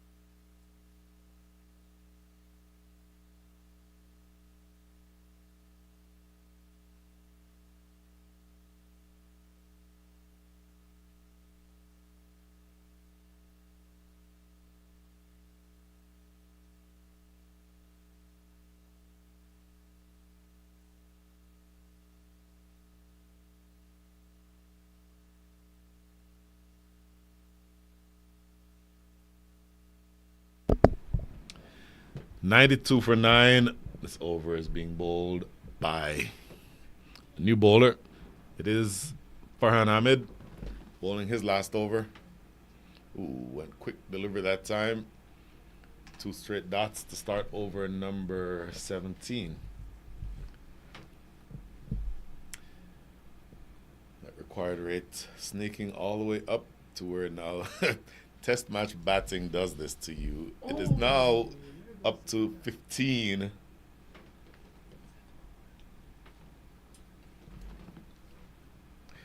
Okay, I've just been corrected. The bowler is Firaz Samnani.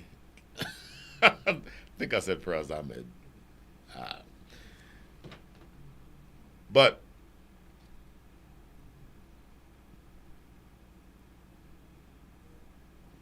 another dot after a single.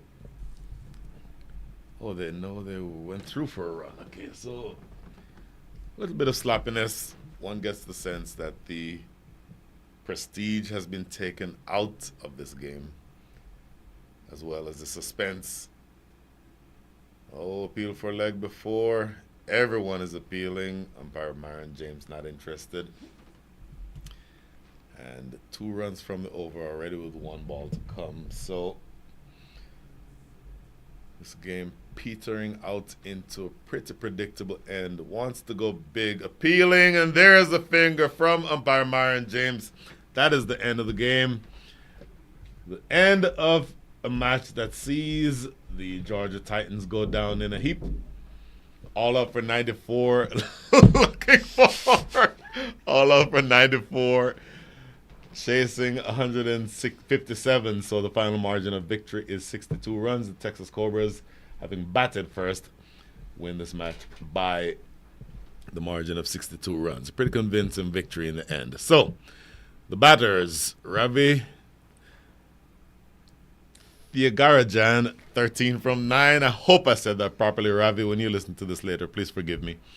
Ayaz Sheikh, 31 from 35. Ajit Jayasinghe, 7 from 8. Ketan Patel, 2 from 6. Najib Hassan, 1 from 4. Hemant Patel, 1 from 3. Kalpesh Das, who I think we'll have an interesting time at dinner tonight. LBW first ball. Sorry about that, Mr. Das. Hemal Shah, bowled by Zubair Hussain. First ball with a wide sprinkled in there somewhere. And Jualant Vakil run out for 18 with 1 4 and 1 6. So she'll bat 1 from 7 and Ranjit Nair 2 from 10. For the bowlers, Zubair Hussain, the pick of the bowlers, 4 overs, 4 for 9. And the scorecard says Jam Ali, but it's actually Amir Shazad. 3 overs, 2 for 21. 1 wicket each for Firoz Samani and Farhan Ahmed. Mr. Karan Patel, your final words for the evening before we sign off. No, thank you for having me. This was a pleasure. I had fun. Maybe I'll come back in a couple days, and we'll do this again so you're not so lonely. Like you said earlier. Thank you very much. Such a pleasure. So, signing off for the evening from the Moosa Cricket Stadium in Pearland, Texas. Once again, this is the Veterans Cricket League inaugural T20 tournament. Join us here tomorrow for more coverage from this very spot, and we will see you then. Good night, good luck.